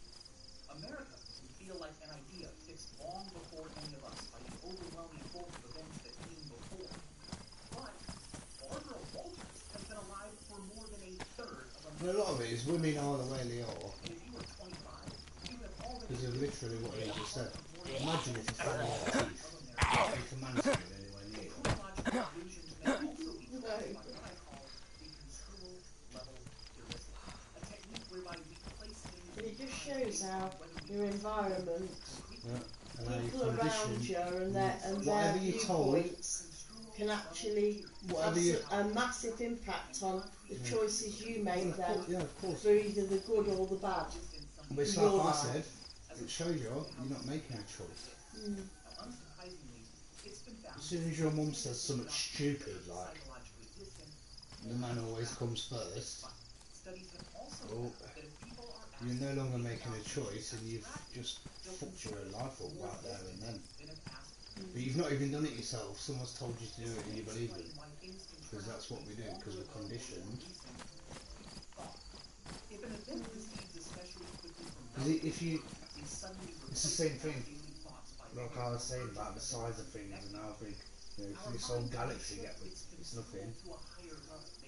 Oh, it's really hard to explain.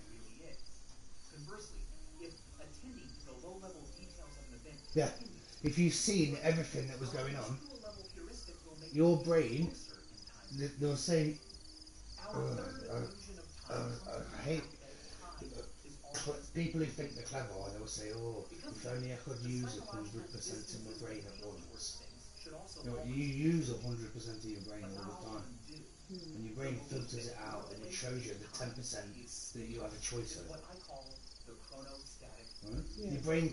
Your brain controls your body temperature, your heart rate, your breathing, it's doing all those millions of things without you even thinking. Because if you could see it all, you'd go nuts.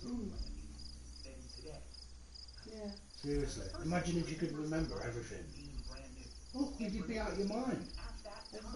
Because you'd be thinking about it all. What was that? Why did I stub my toe when I was 2? What was that film about that woman that her brain was... Yeah, there is a lady in America.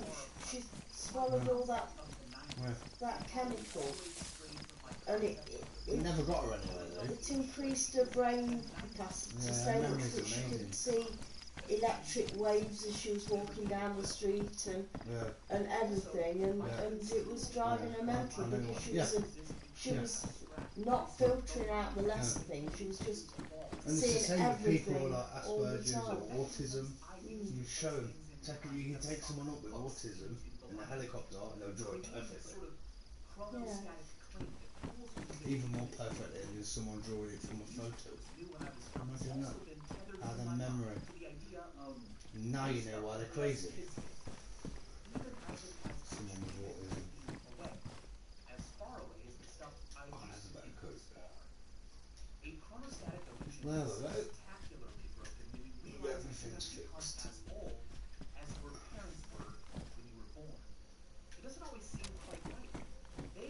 Why am I running around like that?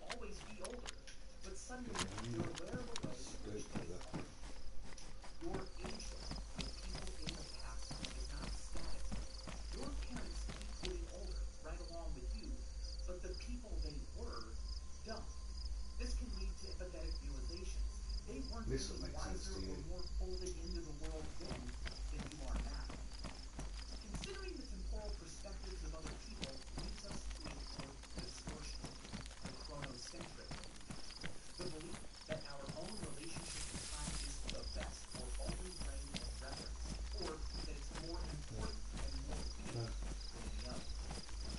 Well, it is though. Your life is more important than anyone else's. Same like when you think, oh, so and so died, and you're like, well, I'm still here, so what do I care? What the heck did they do with their free time? It wasn't relatable at all. People back then must have been so different, not real in the same way I was. But I remember a time before the internet, before mobile phones, and it wasn't that weird. The internet and cell phones are still, in my mind, an additional thing. Well, that's what makes me like, oh, I'm not my phone. And you're like, oh, my phone. Oh, you know what? You spent fucking half your life without a phone and you'll find then. Yeah. Plenty funny how you change and what you condition. Even DDoS had it to one time. No phone? Well, that's your fucking lifeline. What are you going to do? But it's just and I thought, at the time I thought, fuck me, do you know what? If someone tries to hurt me, a phone ain't going to fucking make no difference. No. Recognizing that you aren't is what John Koenig famously called. He's good, isn't he? It's very interesting. He's good, yeah. He's not amazing. No, he's not like the old guy that I've shown you. He's not that good, but he's good. Better than me. I'd like to add to protagonist the concept of aloe. No, I don't want to. Maybe equal. Aloe means from the egg, from the very beginning. And literature describes a story that begins at the start, aloe. As an all stories begin at the start. Yeah, that's what I mean. He's good, but he's not. The movie of the universe began when you began. That the times of your life are the plot and contain the climax, and that everything before you was just backstory. Everything after is using sex to sell his bullshit. That you were not born ab ovo, but in medias res. That you'll I've got to go back now. And that everyone You learned enough for one day. I said that 2 hours ago, but I really have got to go on to get some sleep, I think. Well, I hope it was worth you staying up. Yeah, I've enjoyed our little debates. Yeah. I know something more now than I did a couple of hours ago. I like having a chat. It helps me to sort things out in my mind. Shorten them. Well, we both like analysing things, don't we? I'm not. What is wrong with you? I'm just looking at your shiny hair. Sorry, I shouldn't read your mind. Pretty sure. Oh, what did that man say earlier? For a nipple you're out, each have no gun. Hello, that's from Vivian. I know. You know, but you don't care. I know, they don't care.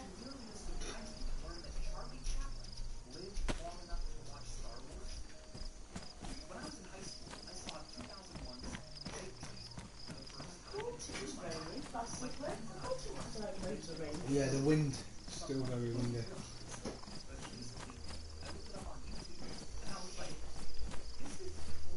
Windy and raining, swirling all round. Yeah, it's swirling all around.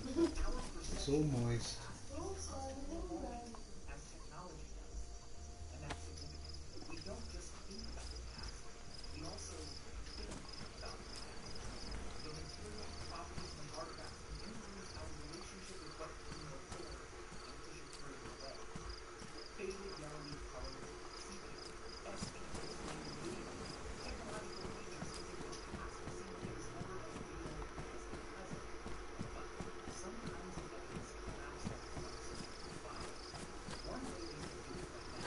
Oh, I don't know, babes. I don't know why I'm running out of alcohol. I don't know why you're just not letting me come first.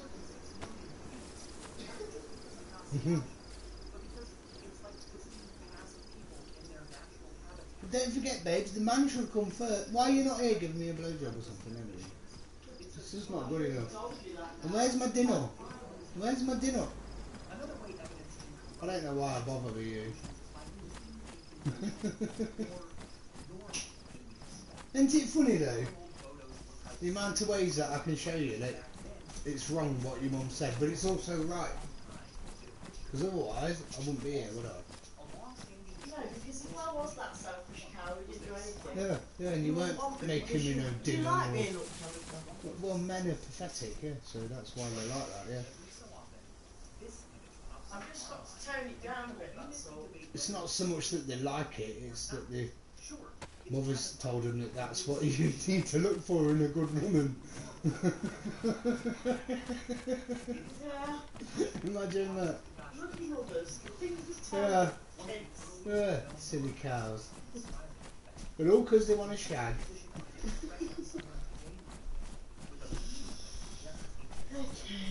You look sexy for a girl. For donkeys myself. Do the noise for me. No, squeal like a pig. No. Oh, good one, good one. I hear that. You are not. Do I smell nice? You smell like fucking DB to something. TCP. What you got? Infections? No, I've got mouthbrush in my mouth. Oh. It's poison. I know, but I don't want to have a stinky gob. Do we got stinky fingers? You just scratching your arse. I just stroke it a bit. You're alright. You have got the sexiest smile. When you smile, your whole face lights up. Well, you make me smile. I don't know why, but bloody nightmare. Probably not in the right way, but you. I am a bit of a nightmare. Oh, we all are. Don't blame yourself. Not about blame. Okay then. It's about enjoying yourself. Whenever. Well, I don't know. I shouldn't say whenever. That's what I said the other night, and you took the ump with me. How usual. If you want some, then say so. Yeah, I'm planting my pumpkins. You know where I am if you want some. I know. If you need me, I just told you. No, you didn't say it wrong. I just told you that what you were thinking a minute ago. At least you got some honesty. It's more than most people have got. You're a very good cow. Oh. Oh. Are you sure? So the game's glitched. I have to do a reload now. Something's gone wrong with this.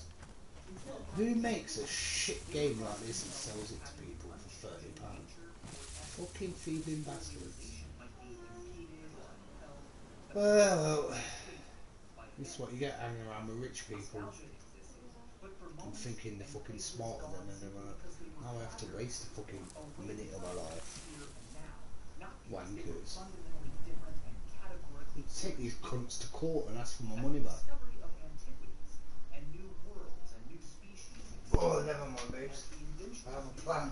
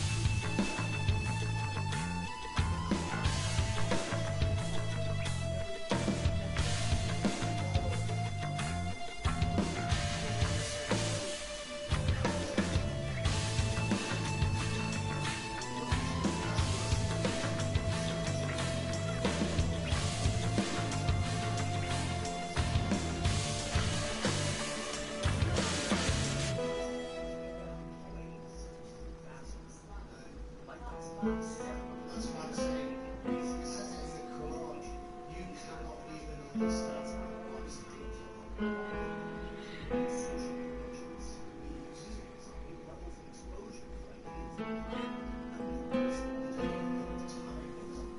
a lot to have to adapt to. And even when you find digital spaces are not even what's being said, but also what has been said. And it's all right there, not stuck in the library across town or on a tiny plaque on a statue covered in But if you did know, it would drive you nuts. And outside of time, You would be crazy. things used to I can actually tell you something of what God's hands are. Playing a piano. Now, they're automatically up. The hands are mathematically precise and organised Digital and spaces designed. are so packed with Other than that, I haven't got a clue. that we don't even have I know the musical notes add up. One is a half, one's a quarter, one's an eighth. in order to adapt to this we have to consume information in an increasing Yes, because you know, when a bee goes back to the hive, the bee goes out, finds the nectar, goes back to the nest. That's bees. How the fuck does a bee do that? And not only that, the speed that it goes shows how far away it is. The direction that it, as its tail points in, as it does the figure eight, shows which way it is. And how happy they are, shows how much fingers. How the fuck does a bee do what God says?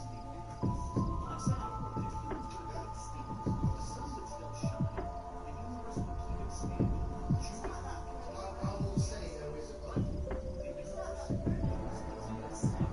would never say there is a God.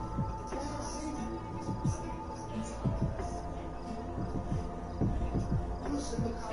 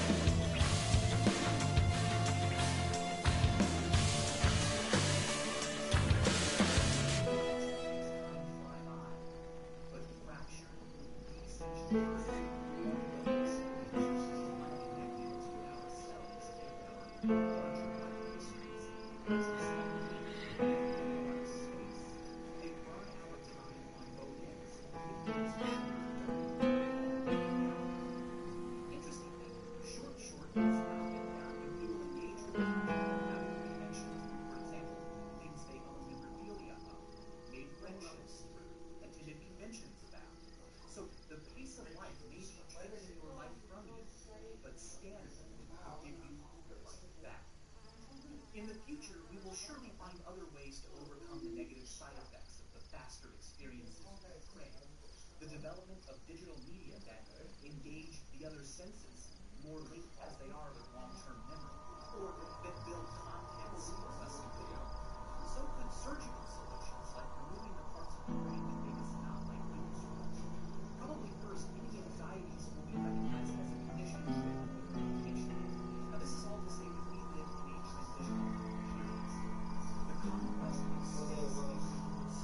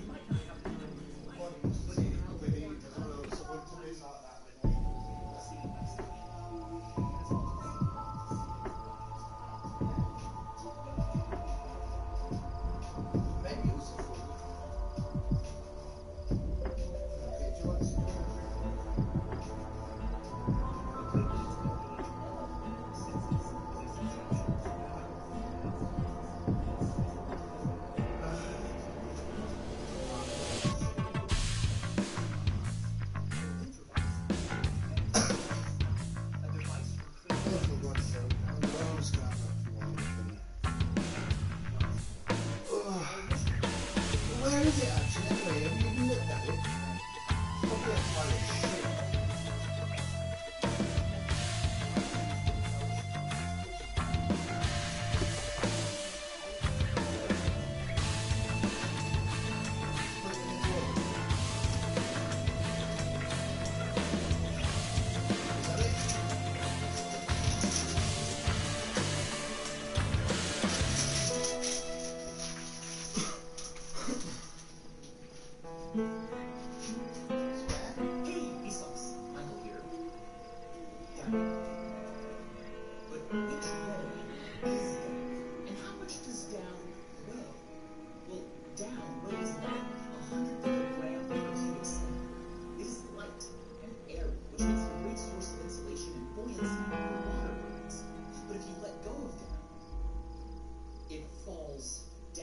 So that's which way down is. It's the direction gravity is pulling everything.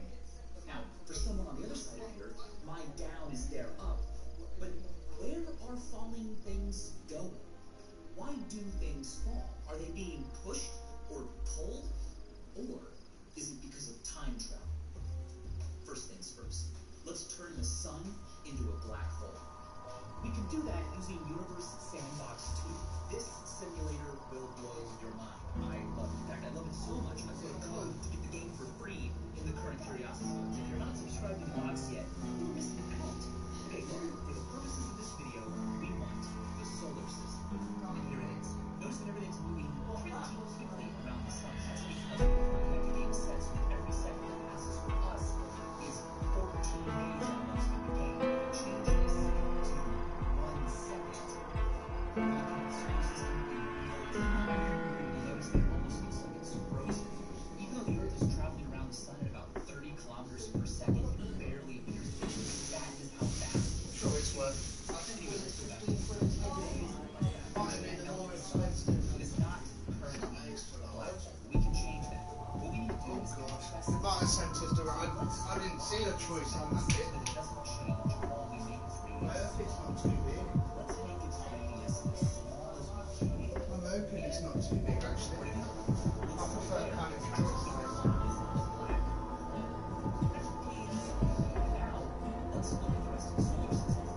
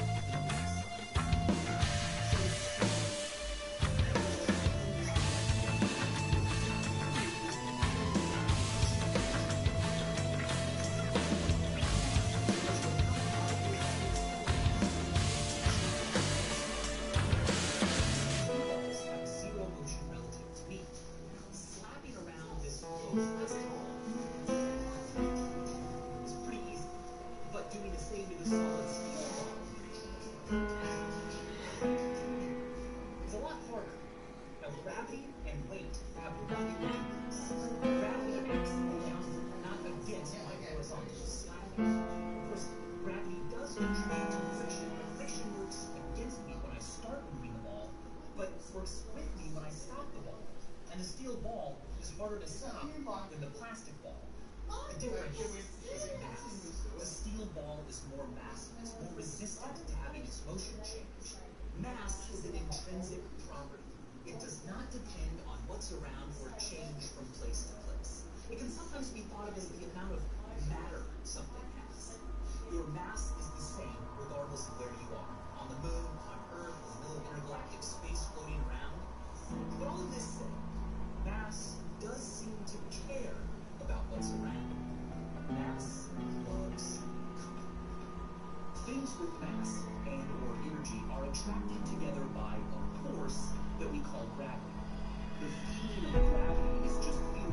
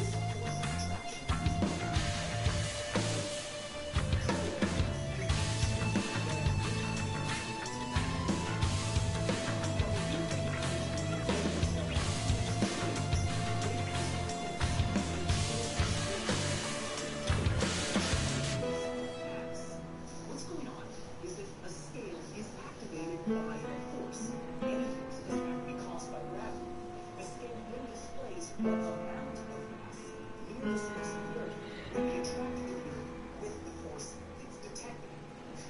Now, since scales tend to be used on the surface of the Earth by people on which the only force acting is gravity, they tend to not be very far off, but they can be easily tricked, and they further lead to the confusion between mass and weight. Notice that weight is mutual. You are pulled down by Earth with the same force that you pull up on Earth. According to a scale, I weigh 180 pounds on Earth.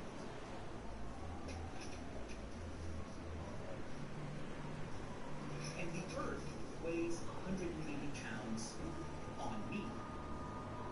But because the Earth's mass is so much greater than my own, and because the more massive something is, the more it resists being moved, our equal and opposite weight forces accelerate me a lot more than the Earth. If you draw a pencil from a height of 6 feet, the pencil doesn't just fall to the earth. More precisely, they both come together. They're attracting each other by equal forces, but the same force weighs the pencil a lot more than the Earth. When you let go of the pencil, the Earth is literally pulled up to the pencil by the pencil's own gravity, a distance equal to about 9 trillionths the width of a proton. That same force moves the pencil the remaining distance, which is still pretty much 6 feet.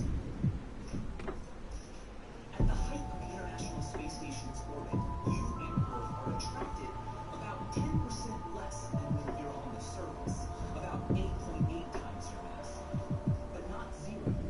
For this reason, weightless astronauts in zero gravity are neither weightless nor in zero gravity. The weight force fails to bring them and Earth together because they both force so quickly that they are just as fast as Earth's surface turns away from them. And even though they're experiencing 90% of the gravity you and I are feeling right now, that's what I'm feeling away, there are no forces. So it's just here, since everything around us is here. It's resistance essentially distress, deformation, and the need to feel what constitutes let's try to measure its weight force. I said that's one of those. Yeah, well. Okay. You are always getting in trouble. That's because its attraction to the Earth is weaker than the buoyant forces from the air around it that push it up. Now, That's surprising. push its air molecules down, but they transfer that force widely, so just directly down onto the scale. Buoyant forces are caused by the fact that whenever you are immersed in a fluid, like water, air, molecules lower down are at greater pressure. They're being pressed by the weight of all the molecules above them that are closer to Earth, so they're pulled to it with a stronger force. Now, having greater pressure means they pack a bigger punch when they collide with things.